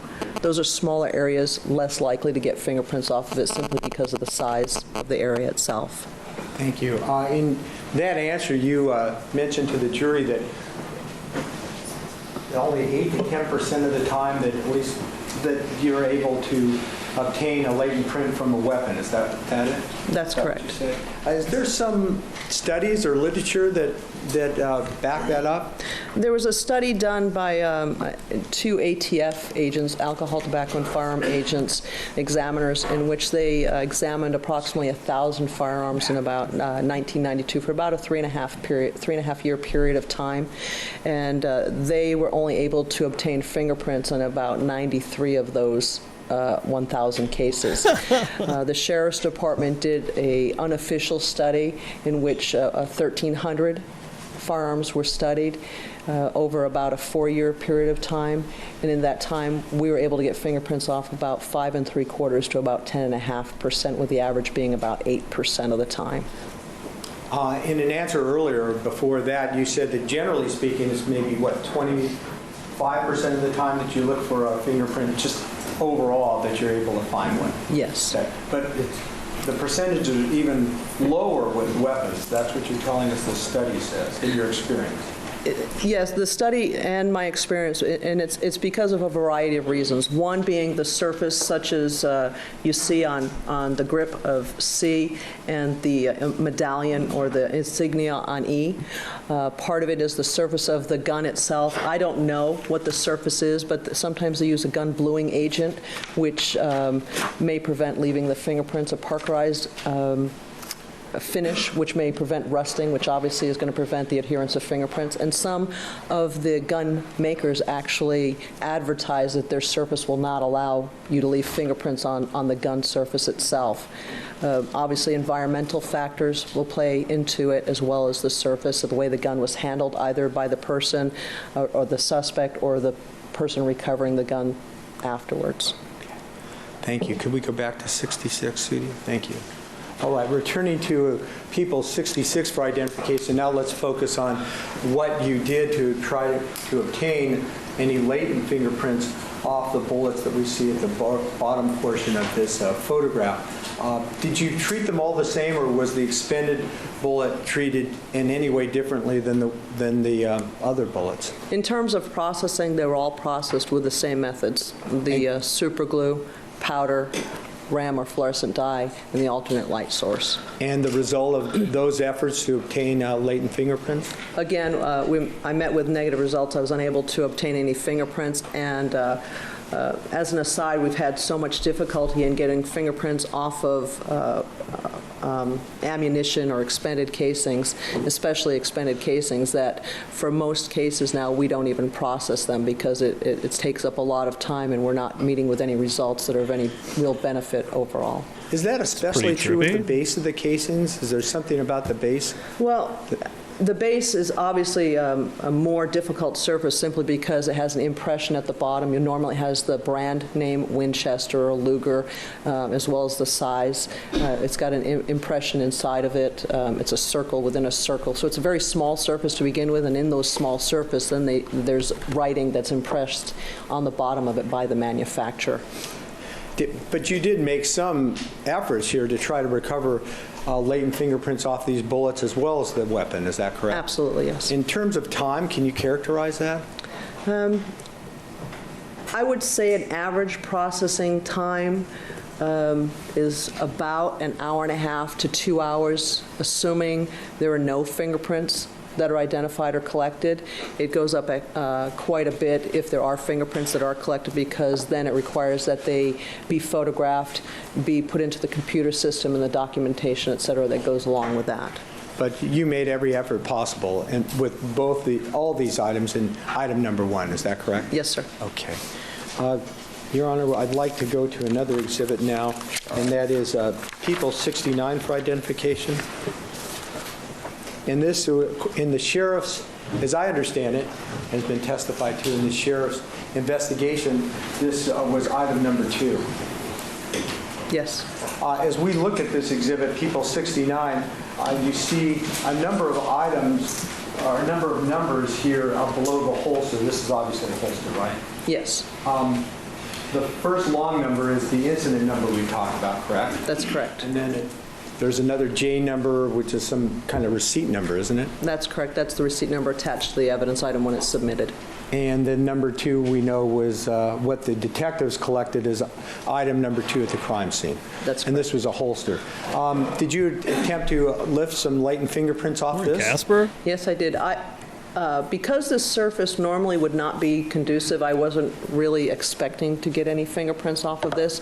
It's a leather or a leather-like surface, which is a porous surface, so it's a type of surface that's more likely to absorb any of the liquids from your fingers, the perspiration from your fingers. But I did make an effort just on the chance that I would have some success.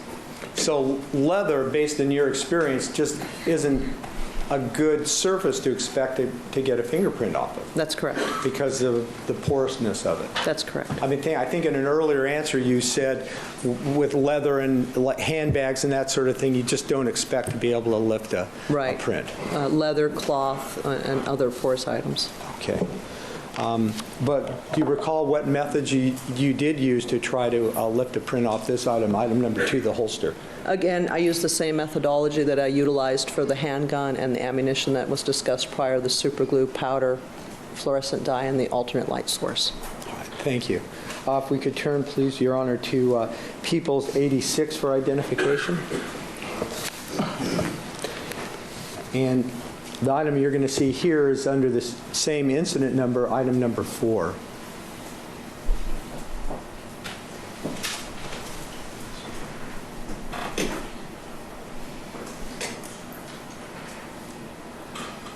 I can't believe color's still just hanging out there. Sudi, can we blow that up a little bit? I've asked Sudi to see if we can blow up what we're looking at here so you have a better chance to see what we're talking about. Son of a bitch, I'll go over here.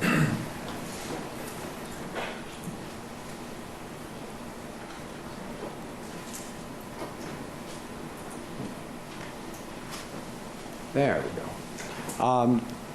Do you see what we have here in Peoples 86 for identification, and if so, do you recognize it? Yes, sir. I believe I actually labeled it as a gold knob of some time. I didn't know it was a door bolt. Okay. Well, the gold knob that you saw in your investigation, did you try to lift latent prints off of this? Yes. And what did you do to try to accomplish that? Again, the same methods that I utilized in the previous, the gun and the holster. I used the super glue, the powder, the fluorescent dye, and the alternate light source. And did you have any success in recovering a fingerprint with respect to this item, item number 4? No, I did not. No? Okay. Now we're going to go.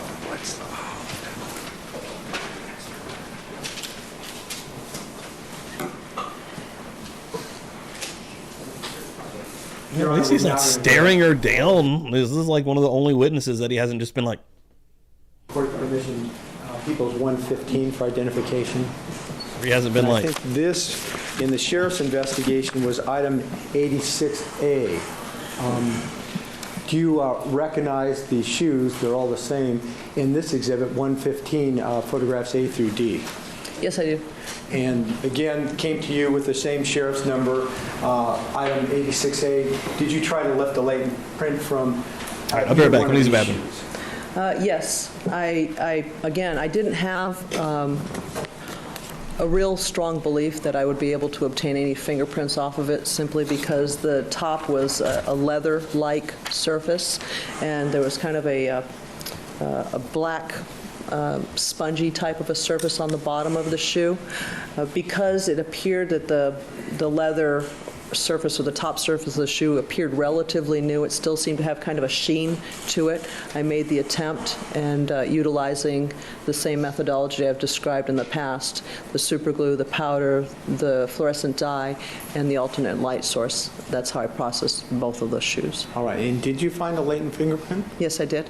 And using our exhibit up here, People 115, any one of the photographs, A through D, which one best would illustrate where you found this latent print? And we can blow it up for you. Oh. If you tell us.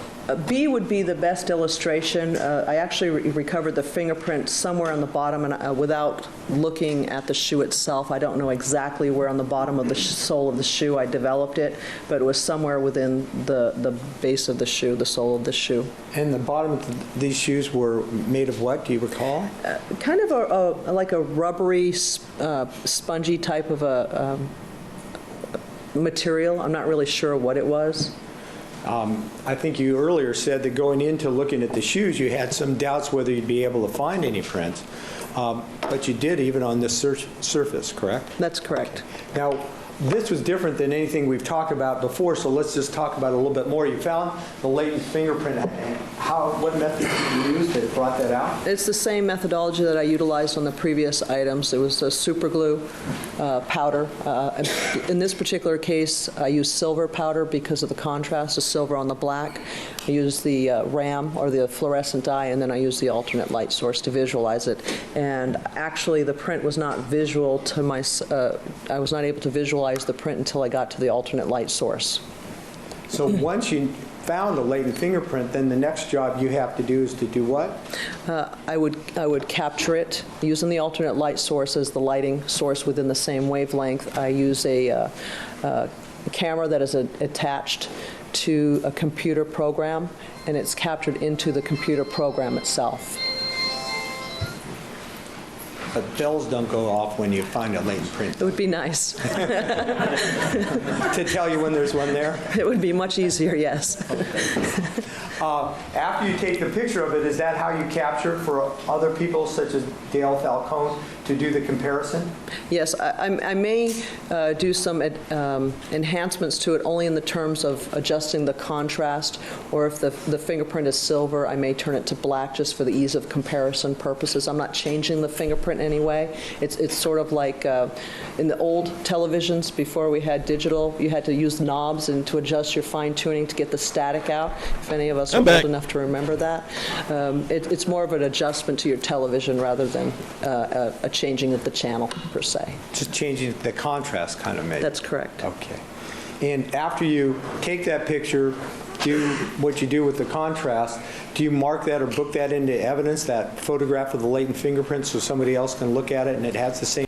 This one is, what, about 45 minutes-ish? Chain of custody?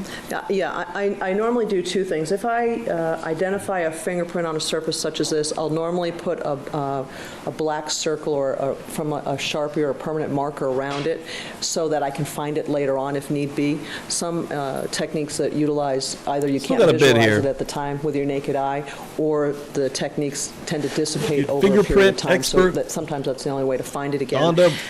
Donna Brandelli.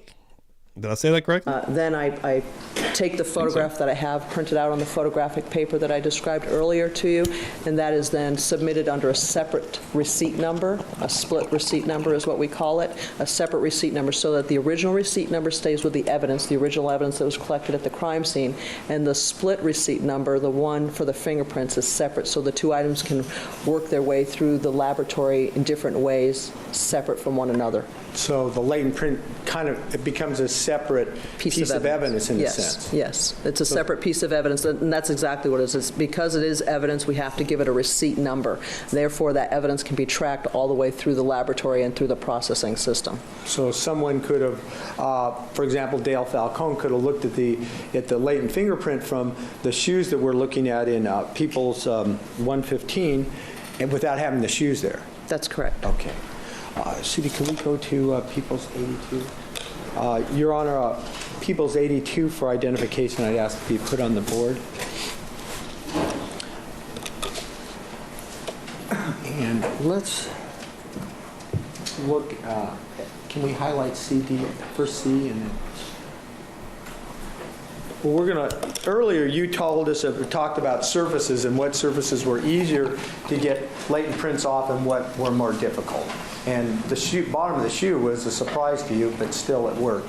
Let's talk about some other objects that you looked at, and under the same sheriff's number, you looked at a series of items. Item 17, a Canada Dry bottle, tequila bottle. Item 16, and 2 different brandy snifter glasses, items 15 and 24, correct? That's correct. Okay, well, let's look at, we're now looking at People's 82.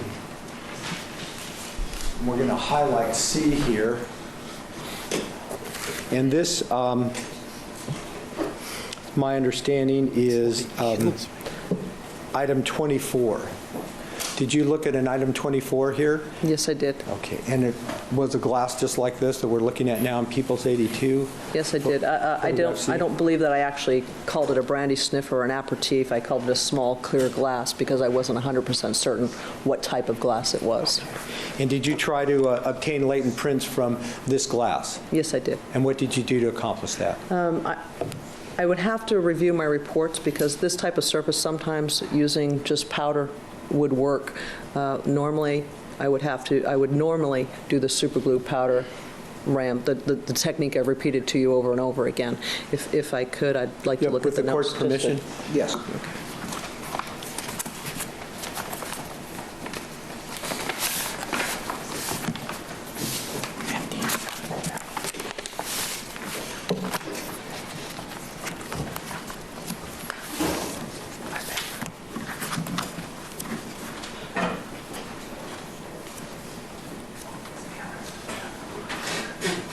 You wouldn't think you'd be drinking cheap anything. Ain't no need. Banging. I'm telling you like it is, baby. Son of a bitch! I'm sorry. It's the one with the most amount on it. Yes, on all items, all of these items that we discussed, it was the same process. I used the entire processing techniques, the super glue, hanging and powder, banging. ram. Okay, and on the glass that we're looking at here in People's 62, that was I believe your item 24, pardon, 82? Thank you, Sudi. Need my glasses. 82. What did you recover from that?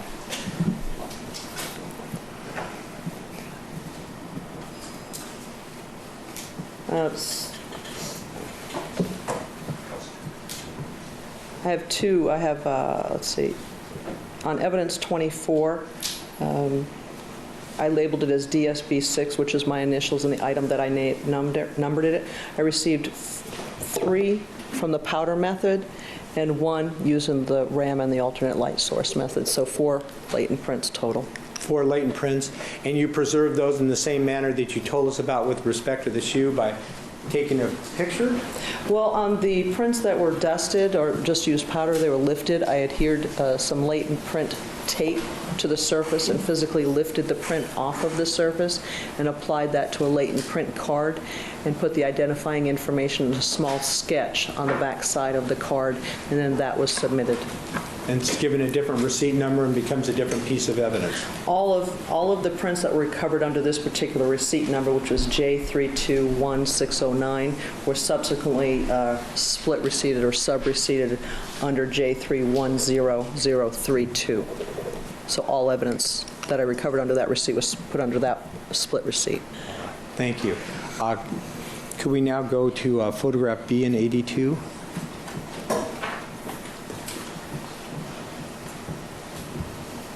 and I believe this was your item 16 in the sheriff's investigation from the crime scene, the tequila bottle. Yes. Did you have an opportunity during the time frame we're talking about to look at this piece of evidence for latent fingerprints? Yes, I did. And what did you do to accomplish that? It's the same sequence of events and processing techniques that I've described prior. I labeled this as a DSB4, which is my initials, and evidence items 4 for my purposes of analysis. Hey, Chris, dude, thanks for hanging out this morning, man. What did you find? Yeah, I'll be talking Again, to you I for found sure. one Yeah, check out that latent video. Let me know what print you think. using the powder method, and one latent print using the RAM or the fluorescent dye method and the alternate light source. So one print I was able to physically lift using the latent print tape and adhering it to a card, and one I had to collect using a photographic method. All right. And again, you labeled those, marked those with the appropriate receipt numbers, and submitted those to evidence. Is that correct? That's correct. Okay. Now could we go, Sudi, to photograph E in that 82? He's There we passing go. out, This is, bro. He's on what something. we have in People's 82 in photograph E, and I believe this was your What item is happening? 17, Phil's out Canada of it. That's Dry why he isn't Fog. full on just staring this lady a hole through this lady. He's out of it. He's on something recognize today, or this? just, I mean, tired. Yes, I mean, maybe he's have just passing it out. listed But as shit. DSB2 as a 10-ounce Canada Dry ginger ale bottle, partially full. And did you attempt to obtain latent prints from this item? Yes, I did. And what method? The same methodology that I've described prior. And what was the results? Again, I recovered one latent print using dust or latent print powder, lifted it off the surface and applied it to a latent print card, and I recovered one latent print utilizing the fluorescent dye and the alternate light source, and that was recovered using a photographic methodology into the computer system. So you preserved those, correct? That's correct. He is. And, Look at him. Again, gave them. Did I at hear him you right earlier now. that all these items that we talked about? Well, let me withdraw that and ask you this: the last 3 items that we Bob talked needs about, to the nudge Canada him. Dry bottle, the tequila Hit him with bottle, an elbow. and that glass, all had the same receipt numbers, Yes, they. and that was. The original receipt number was J321609. Okay. And all fingerprint evidence that I recovered from the development was split receipted or sub-receipted under J310032. Okay. All right. Let's now ask to go to People's 84 for identification, please. And here we have 2 photographs, and we're going to focus on photograph B. That's a little washed out, but I believe that it's your item 15 in the sheriff's investigation from the crime scene. Again, a glass very similar, if not identical to the earlier one, but very similar to the earlier one. Do you recognize that as item 15? Yes. And did you Oh, obtain or try to obtain Sneeze some snuck prints up on off me. of that? Yes. And what did It's you weather do to accomplish changing. that? Again, the same methodology that's previously been described. Okay, and what was the results?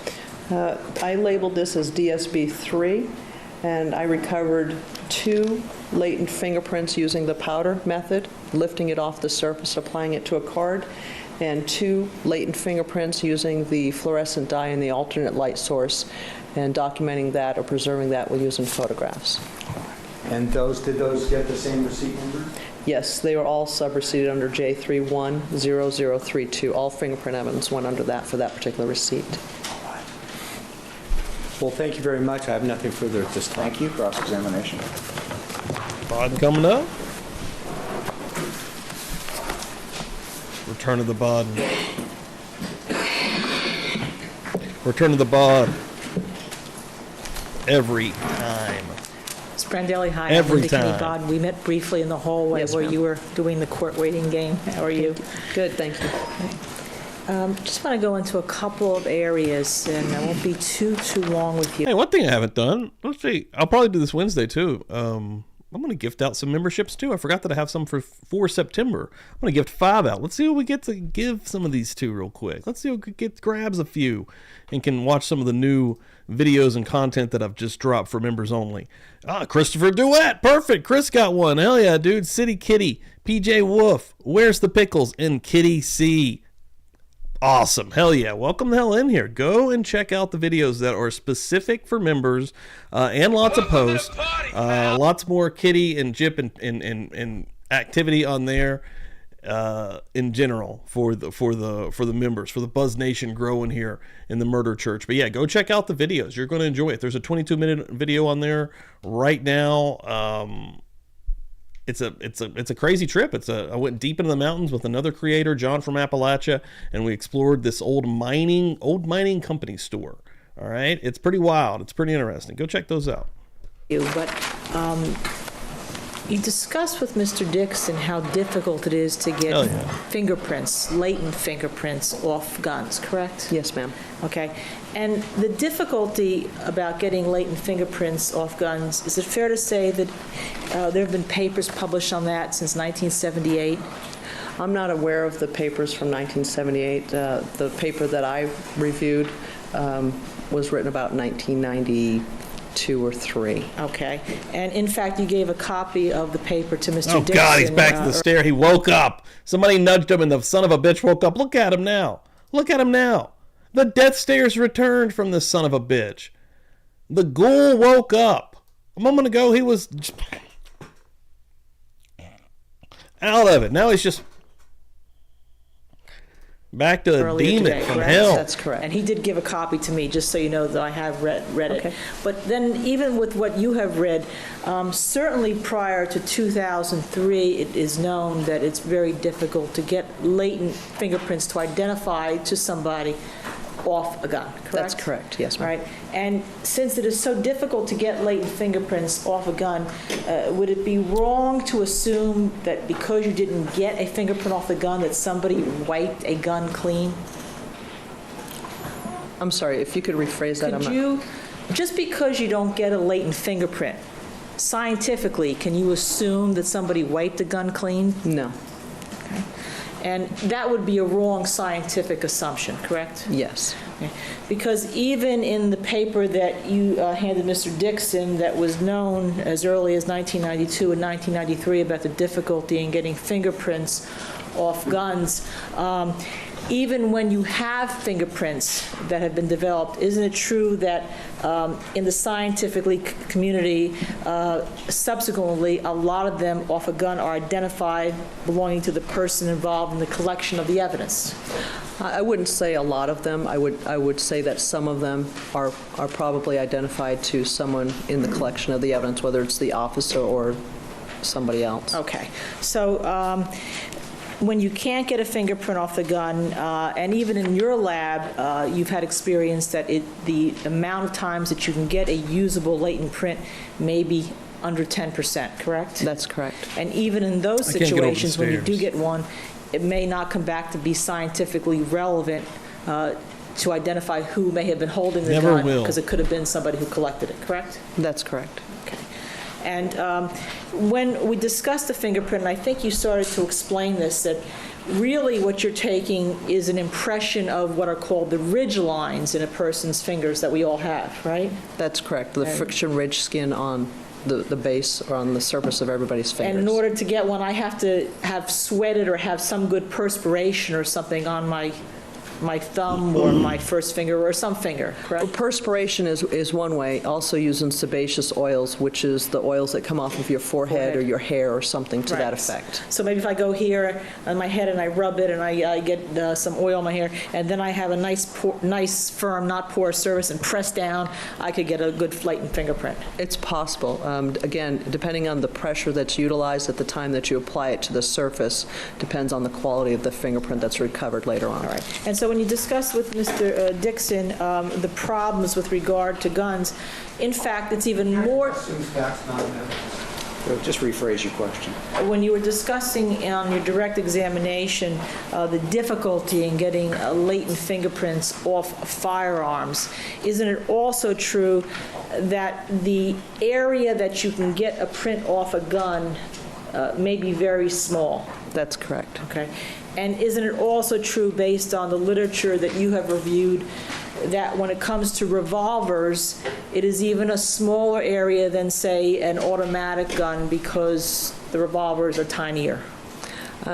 I can't say that with 100% certainty because, again, I'm not a firearms expert. Okay. Having looked at several weapons, they're different sizes, so I wouldn't say that a revolver versus an automatic is a definite. It would depend on the surface area that you can get a usable print. That's a fair assessment, yes. And it would also depend, I think you mentioned something about bluing of a gun. The manufacturers may blue a gun, and that can retard latent prints as well? That's correct. And were you aware as to whether or not this gun that you tested, whether or not it was a blue steel gun or not? It appeared to be blue steel, but again, I'm not a firearms expert, so I usually describe the color or the size or the shape or the style, not going into the actual surface. So assuming for the moment that it was a blue steel gun, that would further complicate the taking of a print off it, correct? That's possible, yes. Okay. So then there are a lot of things that can complicate the taking of a print off a gun. The fact that the handle or the area that's gripped is knurled or checkered, right? That's correct. That the fact that the areas may not be very large, so you really can't get a good fingerprint, right? That's correct. The fact that even if you touch an area that's large, you yourself may not have enough oil or sweat on your hands to leave a fingerprint. That's correct. And even when you get a fingerprint, sometimes you don't get a whole print, but you may get some ridge lines, but they're not identifiable to anybody. That is correct also, Okay. yes. So it's fair to say then, with all that, it was known even before you looked at this gun that the likelihood of obtaining a fingerprint off the gun that you looked at, that we've been discussing, was very slim. Yes, ma'am. Okay. And you didn't tell anybody to assume that you could take a fingerprint off it, correct? I'm sorry. Let me rephrase it. You didn't suggest to anybody that because there was no fingerprint found on this gun by yourself that anybody had wiped it clean? No.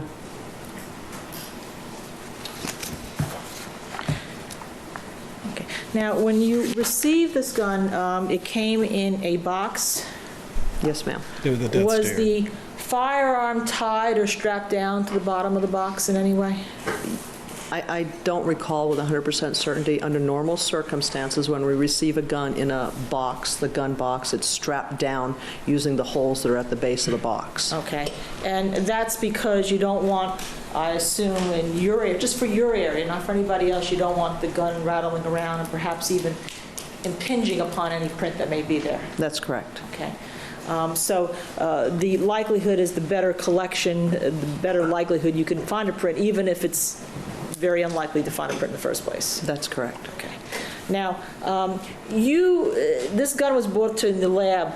Was there a chest of drawers from Mr. Spector's house brought to you in the lab to fingerprint?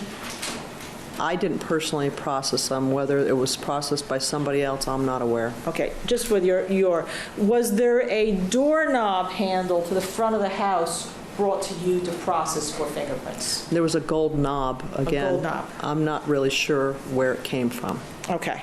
And it's not your duty to know where it comes from because you're scientifically and objectively just want to see if you see a latent fingerprint on an item, right? That's correct. Okay.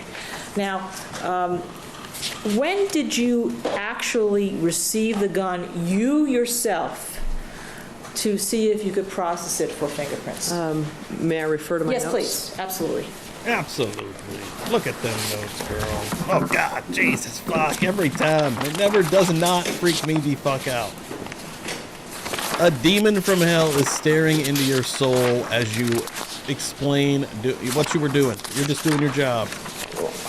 Just imagine one of the witnesses that he intimidated also privately with a gun. I'm telling you like it is, baby. I don't know. We have 2 guns listed. Which one are you referring to? I'm going to, Your Honor, may I just approach so I can show her May. specifically?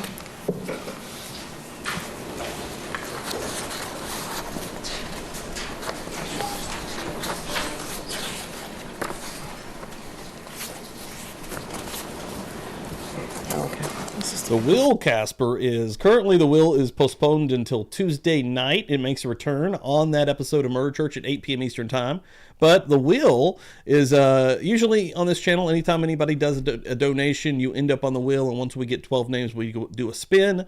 But this week it was postponed. I'm taking normal donations this week. And but yeah, the will return. So I'm glad you asked about it. Come through on Tuesday night and learn a little more. Okay. All right. That's this one right here. Okay, yes, I got it. I'm sorry. I received it February 5th, 2003. Did you actually do the processing on February 5th? Yes. I'll just double-check my notes on that as well. Yes, I listed it as receiving it on the 5th, returning it on the 5th, and processing it on the 5th. You're looking at your notes. Are you looking at a second page attached to that report I just showed you? Yes. Oh, I'm sorry. I made a mistake. We received it at the lab on the 5th. Right. I processed it on the 5th of June. Right, that's what I was sorry, wondering. my mistake. Okay, yes, so the lab received it on February 5th, 2003, but you didn't get it until June 5th. June 5th. Yes. Okay. Do you know where in the lab it had been prior to June 5th before you got it to process? From looking at my notes, I couldn't tell you. If I had a evidence transaction receipt, I could tell you. Okay. Do you know who brought it to you? When we receive evidence under normal circumstances, we either go directly to property or somebody brings it to us. Okay. I can't tell you again based on my notes. So on June 4th, you don't know who may have walked it down to you? That's correct. And I would assume that it was walked down to you because you're all in the same area? It depends. If someone else had it prior, if someone did another analysis prior, they may have walked it down to me. We may have gone to the property room and picked up the evidence, or it may have come into us and it was stored into several different locations until we had the ability to process it. You can't tell from your notes which one it was? No, I'd have to look at the evidence tracking system record in order to do that. That's fair.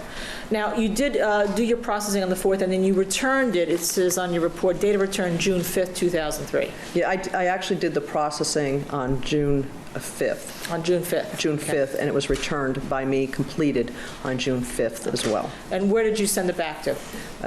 Again, under normal circumstances, we have a location within the chemical processing property storage area where we returned that. Right. And then eventually it works its way to whomever needs to have it next. So when you got this gun, and the gun was in the container that you received it, okay?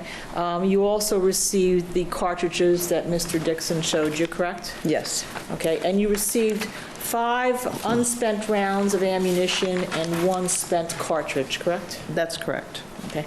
Now, when you got the gun on June 4th, the spent cartridge, or the shell casing, as you called it, was in the gun, correct? It shows the shell casing was removed from the barrel, and if I remember correctly, it says, my notes say shell casing in parentheses inside barrel. Okay. So when you got the shell casing that was spent, the one that Mr. Dixon showed you in that picture, Yes. By the way, the picture that he showed you, did you know when that picture was taken? No. And when you saw that picture, you saw that there was the gun, correct? Yes. And in the same picture was these 5 unspent rounds, loaded Yes. rounds. Yes. And the 1 unspent cartridge, correct? Yes. All right, so obviously the unspent cartridge, or the spent cartridge, had to be taken out of the gun to take that picture, correct? Yes. And when you got the gun on June 4th, that cartridge, that spent cartridge, was inside the barrel, correct? According to my notes, yes. Fuck you yeah, know Josie Jen. Thank you. Appreciate when that that. picture Thank you was so taken? much. No, I don't. Oh yeah, I'm gonna do a quick plug while you did that. That's awesome. We have 2 new shirts in the Halloween store, in the Publicly Buzzed merch shop. We have the 2 buzzed up skulls. They've been drinking. They've been maybe smoking a little too much, huh? White tee, only there through October 31st, and then also with the Buzz Nation representing, huh? Do you watch Murder Church, John? Do you sip a little wine while you watch a little Feral Friday, huh? Look at the little ghost. Again, only there for a limited time. Thank you so much, Jersey Jen. That's fucking awesome. Wow. Let's go. Let's go. Okay, and then it's confirmed that you did 3 processing. You did the super glue fuming, right? Yes. The dusting, Yes. right? And then the RAM, which stands for, It's rhodamine, Ardrox, and I can't remember the last Okay. one, but essentially that's the fluorescent dye the that I fluorescent. described, yes. And then if you find something, you look at it with an alternate light source. That's correct. If you can see it. Okay, all right. Now, on the cartridges, you also explained to Mr. Dixon, I believe, the problems with possibly obtaining latent prints off cartridges, so much so that your lab doesn't even try it anymore, correct?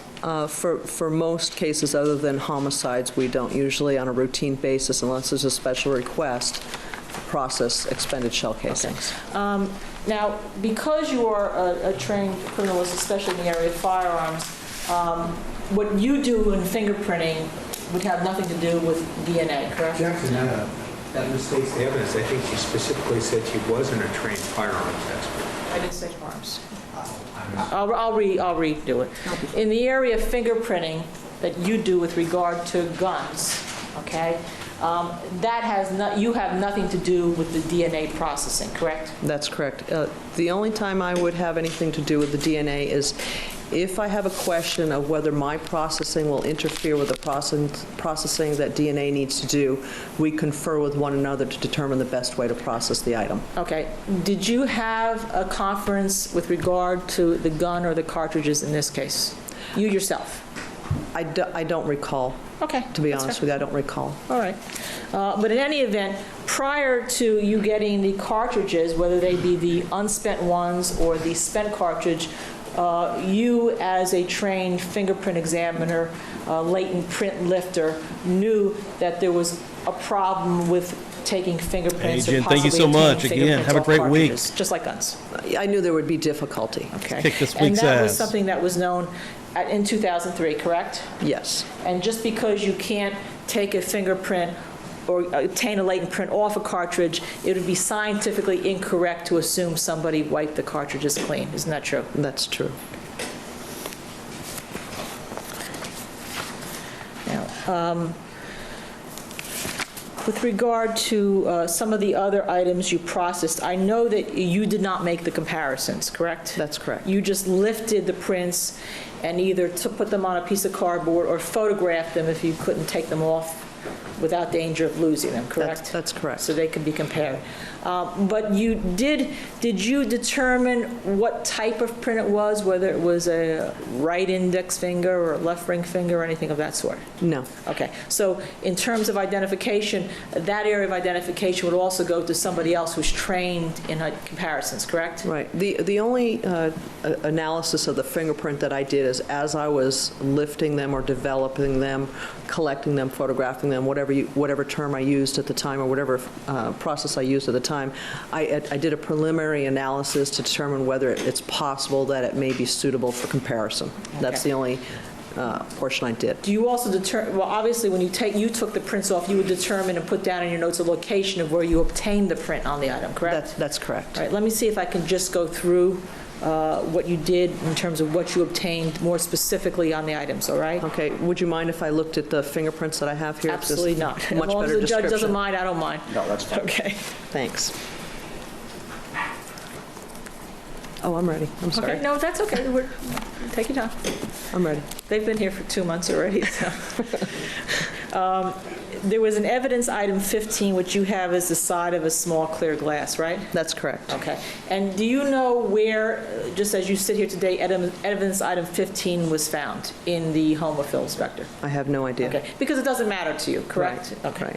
right. And you labeled it as the side of a small clear glass, and did you take a fingerprint then off the side of that glass? Yes, I did. And actually, you took 2 fingerprints off the side of that glass, correct? Yes. Well, one I listed as the side of the small clear glass, evidence item number 15. The other one I listed as the top rim area of a small clear glass on evidence item number 15. Okay. So that was 2 locations on the glass. That's correct. Okay. On the neck of the Jose Cuervo tequila bottle, Yes. okay, is that where you recovered 1 print from, on the neck of the Jose Cuervo tequila bottle? Yes, I did. Okay. On the ginger ale bottle, did you recover a print from the side near the neck? Yes. Okay. Now, there is another small clear glass you looked at, evidence item 24, correct? Yes. And you, again, you wouldn't know where that evidence item was found. I have no idea. Okay. But it kind of looked like the other item, number 15, right? Yes. Okay. Now, you recovered a print on the length of the small clear glass bottle? Yes. And when you say length, where would that be? On the length of the small clear glass? Length. Length. Length. It's my Jersey accent coming out again. And I'm not going to help. I'm from the East Coast, too.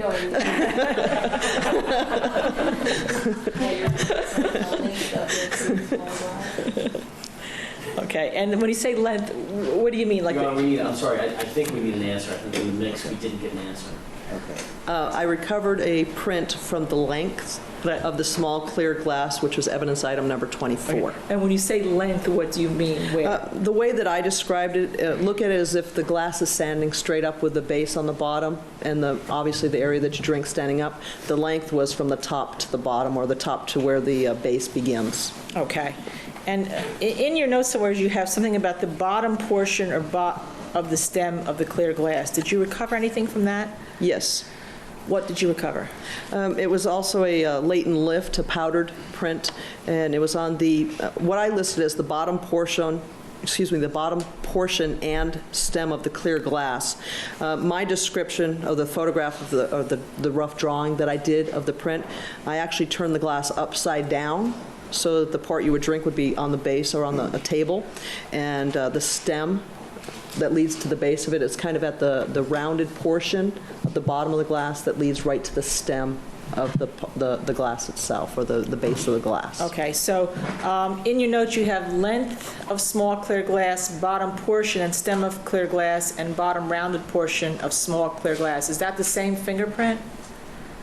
No, on one fingerprint shows the bottom portion and stem of the clear glass, which was evidence item number 24. On a second lift, it was the bottom rounded portion of the small clear glass on evidence 24. That was actually, if you hold the glass upright with the stem or the base sitting like you would normally drink a glass, where the glass rounds down at the bottom as it nears the stem, that's where the print was found, on the rounded portion near the bottom of the top of the glass. Okay. And then on evidence item 15, that's the other glass, you recovered just the prints that you mentioned previously, correct? Yes. Did you fingerprint the side of the tequila bottle near the label? The Jose Cuervo bottle? Right. Yes. Okay. And what were your results there? I have the side of the tequila bottle near the label, which I labeled as DSB4. I recovered one fingerprint, and that's using the fluorescent dye and the alternate light source. Was that a different fingerprint than you recovered from the neck of the Jose Cuervo bottle? I don't know. I didn't do any comparisons on it. No, I'm just saying, not Cuervo. even comparisons. In other words, did you take 2 prints off the Jose Cuervo bottle or 1? I show I took 2 prints. Whether they were exactly the same, I can't say. Well, sometimes what I do is, if I'm not sure it's the exact same fingerprint, I'll lift it once and I'll also photograph it just to give it a different perspective. So I don't know, because I didn't do a comparison. Without doing a comparison, I don't know if they're the exact same All right, fingerprint. I guess what I'm trying to ask, in other words, did you find 2 separate prints, or when you talk about that you had a print off the neck of the Jose Cuervo tequila bottle and the side near the label, is that 2 separate prints? Not that they belong to separate people, is it 2 separate like a prints that kiss. had to be looked at? Somebody sucking on their lip I can't tell you. I can't tell you. That's what I'm asking you, because I couldn't either. No, I couldn't tell you whether they're 2 separate prints, or, again, without looking at it, or if it's a photograph of the Right. print as That's well what as Chris a said, lift of the Jessica. same fingerprint. Without doing a comparison, I don't know. Okay. All right. So in other words, from your notes, you can't tell? That's correct. Okay. But you did pass those prints that many you times took you gotta off answer to somebody trained in print comparison, correct? Yes, Del Right. Falcon. And that did the was Dale comparison. Falcone. I know you mentioned him a couple times. I don't know if we identified who he is. He was the person that your items then went to do a comparison, correct? That's correct. Okay. Now, with regard to the shoe that you were discussing with Mr. Dixon, Do you have a ways to go yet? about 10 minutes. All right, we're going to go ahead and take our recess then. Ladies and my gentlemen, monitors keep in off mind the there air conditioning. We're for going a to take a second. 15-minute recess. Did not mess Okay, this up. mixed up then. Thank you. All right. All right, all parties, jurors, alternates, and witness are present. You may proceed. We still got about 12 minutes Mrs. left here. Brandelli, you and I spoke Thanks in for the hanging out hallway, this morning, guys. just now, Rocking and rolling. Murder Church We're of going to D. go back to that tequila bottle to try to clear it up, okay? Okay. Okay. Is it true after we talked that it's possible that what you had was two separate prints on that tequila bottle, correct? That's correct. After talking with you, I looked at the back of the cards. One of the cards, the one that was lifted with the powder, has identifying information on it from the people that did the comparisons, whereas the photograph of the print that I did with the alternate light source does not. So that would tend to indicate that they're two separate prints, otherwise they both would have been identified. Okay, so one print was at the neck, and possibly one print was at the bottom near the label. Yes. Okay. And we'll have to wait for Mr. Falcone to see whether they were both identified or not. Okay. Okay. Right. Now, you and I also spoke a little bit about the fact that you only report out if you get a usable latent print for comparison, correct? That's correct. In other words, if you get some ridge lines from my fingers, let's say, on the gun, you wouldn't report that out unless it was usable for comparison, correct? That's correct. Now, additionally, you did also fingerprint a couple other items, correct? Yes. All right. And one of those was a Sebastian hairspray can, Yes. and that was evidence item number 23. Yes. And you didn't report out any usable latent prints from that, correct? No, ma'am. And you also fingerprinted a blue hair comb or pick, Yes. and you had that as evidence item number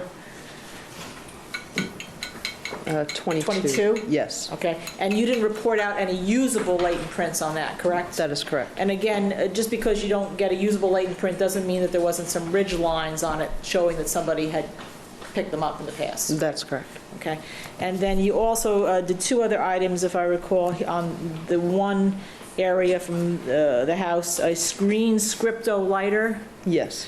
and you didn't find any usable latent prints on that, correct? That's correct. But you don't know, again, if there was any ridge lines on that showing who used it. That's correct.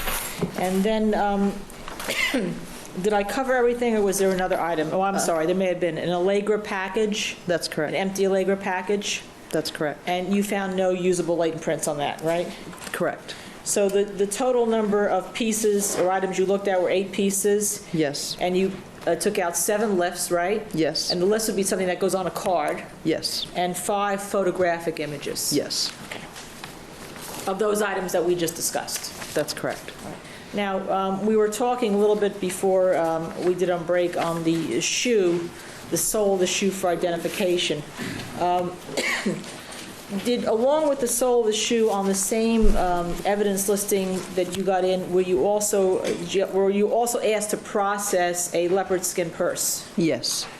Okay, and you were asked to see whether or not the leopard skin purse had any usable fingerprints that you could see, Yes. right? Was it ever reported to you whether or not somebody thought they saw fingerprints on the purse? No. Okay, and in fact, that would be irrelevant to you because as a scientist, you want to go just with what's there scientifically, right? That's correct. And when you processed that leopard skin purse, it's true that you did not find any usable latent prints, correct? That's correct. All right. But you did find that print on the bottom part of the shoe. That's correct. And that was an image that you took, a photographic image, not a lift? Yes, it was a photographic image. Okay, because to try to take a lift off that would endanger it, possibly destroy it, correct? Yes. Okay.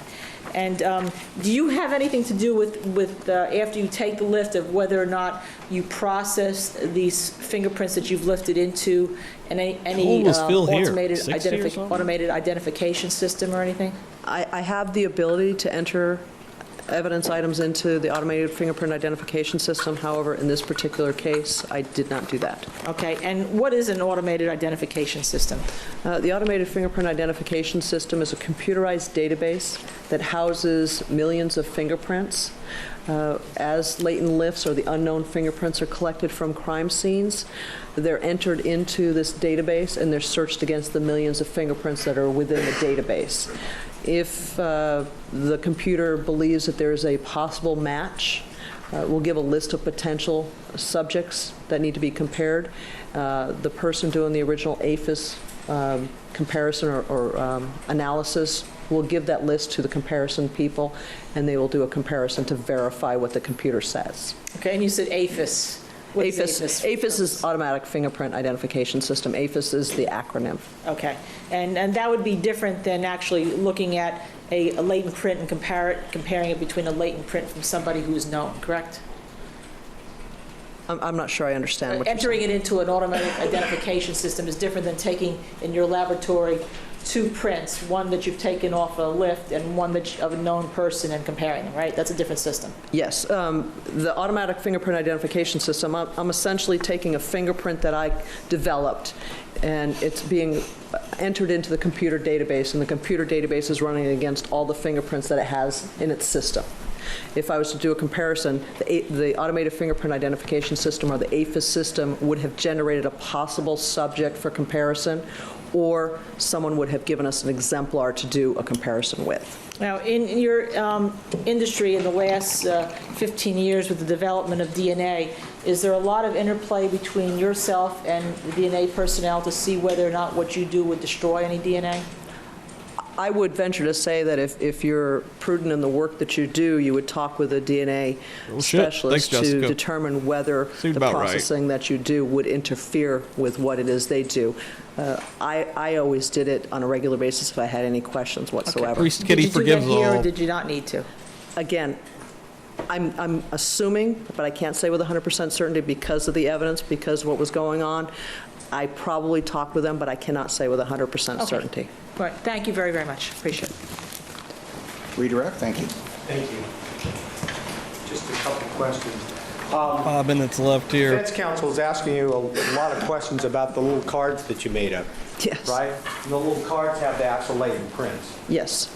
You have two packages there we're talking about? Yes, sir. Is that right? Yes, sir. One of them having to do with the shoe. Yes, sir. Is that just one card in that package? Yes, sir. And, Your Honor, could we mark that package in the latent print and size is 116? I think that's next in order. And then the second package having to do with the items that we talked about earlier that came from that table I showed you. I think they're 1524, 16, and 17, right? Yes. And how many cards do you actually have in that package? There are 12. There are 12 concerning those 4 items in the latent prints that you lifted. Is that correct? There's 12 cards from, yes, 4 different items. Okay. And they're each one marked with your initials and the sheriff's item number that they used at the scene. Is that right? Jay, what's up, dude? Each one of the cards either has my initials, DSB, with the evidence Thanks for sharing this out also, brother. that I gave it, such as DSB 1, 2, 3, or 4, or it has my handwritten name spelled out. Okay. And does it reference the item number? Yes, it references the item number. For example, the neck of the Jose Cuervo tequila bottle would be evidence number 16.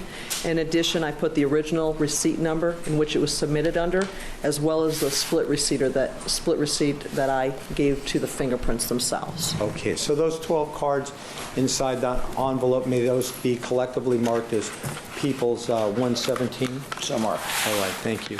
At the beginning of counsel's cross-examination, she asked you some questions about the gun, and we don't really need to probably put that up again, but you recall those questions about, I think they were, the fact that you did not find any latent prints on that gun is not evidence that it was wiped off. Do you remember those questions? Yes. And you agreed with her on that. Yes. But it doesn't mean that it wasn't wiped off either, does it? That's correct. And in fact, if a weapon was smeared with some kind of I don't know, cloth or clothing, or wiped off in some fashion, would that enhance your ability to get a latent print off of the weapon or make it even more difficult? It would make it more difficult.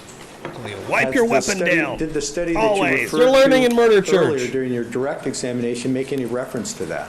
The study specifically stated that the way in which the gun is handled may affect the ability to recover fingerprints, whether it's put into the waistband or it's tossed into a dirty area, or in some instances, it specifically suggests that when the person collecting the evidence is unloading the gun for safety purposes, that he or she specifically not use latex gloves, simply because they become too dependent on the latex gloves and they believe that they're not leaving fingerprints or destroying the fingerprints. So it's better that they learn how to handle the gun in areas that are not likely to have fingerprints, rather than utilize something to hold it with. Well, the Miss Mary, welcome in here. Study that you referred to at page Always love to see new folks. 2 and says that offenders often have been known to wipe off the interior and exterior firearms, thereby eliminating any chance of developing identifiable latent prints, right? Yes, sir. Okay. And you believe that to be true? Yes, sir. Thank you, Nick. Thank you. Recross. God, we've been here all morning on the fingerprints. Can't see a light print, can you? I wouldn't say Almost. that you can't see it. I would say in some instances they're relatively visible and they need some form of enhancement to make them a better quality. In some instances, they're invisible. In some instances they are invisible, Okay. yes. And you don't even know whether there was ever a latent print on this gun, do you? No. Okay. And Mr. Dixon just asked you a question, and you answered it by, it's recommended that officers not use latex gloves anymore, correct? In that particular article, that's what was recommended, that they not use latex gloves because they become too dependent on their ability not to leave fingerprints or to destroy the fingerprints. And actually, so if they pick up an area that may have had a fingerprint on it with a latex glove, the latex actually can remove the latent print. That's correct. Because they're very fragile, correct? That's correct. Did anyone tell you? I'm sorry. Go ahead. A lot of people erroneously believe that simply by using latex gloves, they're not going to destroy the fingerprints. Obviously not leave fingerprints behind, but also that they're not going to destroy prints.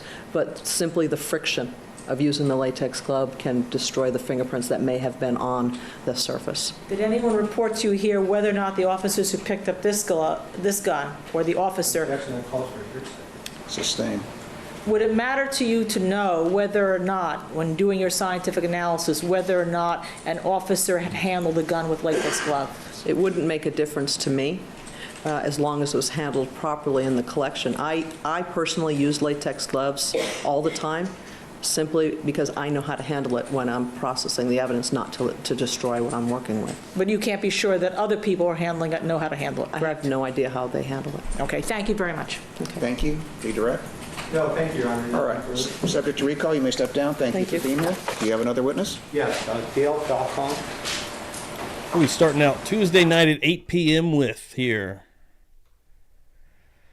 Let's see. Fingerprint expert Dale Falcon takes the stand. 29 minutes with this witness. Come Tuesday night at 8 p.m. Eastern Time. It's been an incredible morning here. Thank you all so much for coming through.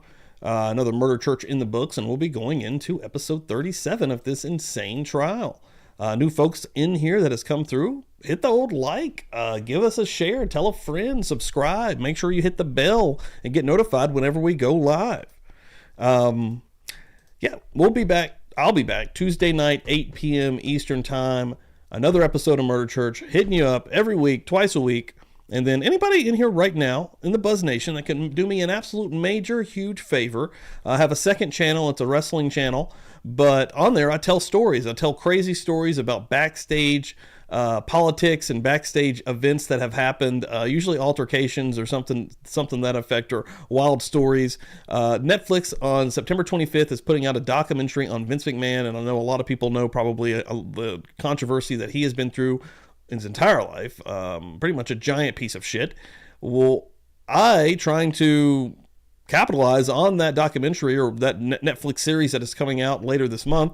Just dropped a video about an absolutely insane, I call it the Vince McMahon secret party that happened in 1991. This is fucking nuts. And it's about an 8-minute video. If you guys could go, I'm about to put the link in here right now. If you go give this a like, that would help me out fucking tremendously. If you leave it on in the background, even if you don't want to hear this, watch it because it's pro wrestling. But I'm telling you, it's a wild story. It's not a wrestling match. It's a story. And that's all of my new content over there. Basically docu-style stuff. But yeah, go give it a check. I'd appreciate it.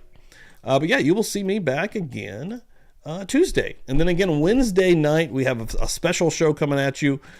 Chris Dewitt is coming on with Lee Meller, I think I'm saying this correctly, Meller, a writer and a criminologist and an expert in necrophilia. And we're going to be talking about Stephen Stearns.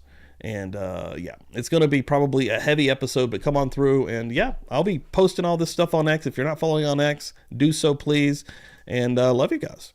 Yeah, I'll go ahead. Actually, I'll put the exit count in here also. I am very active on there, so you'll be getting links. You'll be getting lots of information right there, folks. So thank you very much. Let's start this week strong. Let's kick this week's ass. Let's get the hell in here. Have a great rest of your Sunday. I know I'm going to go and do the same. About to go and go see what Gypsy's doing. Thank you very much. Let's go. Love you guys. Buzz Nation represent. Let's go.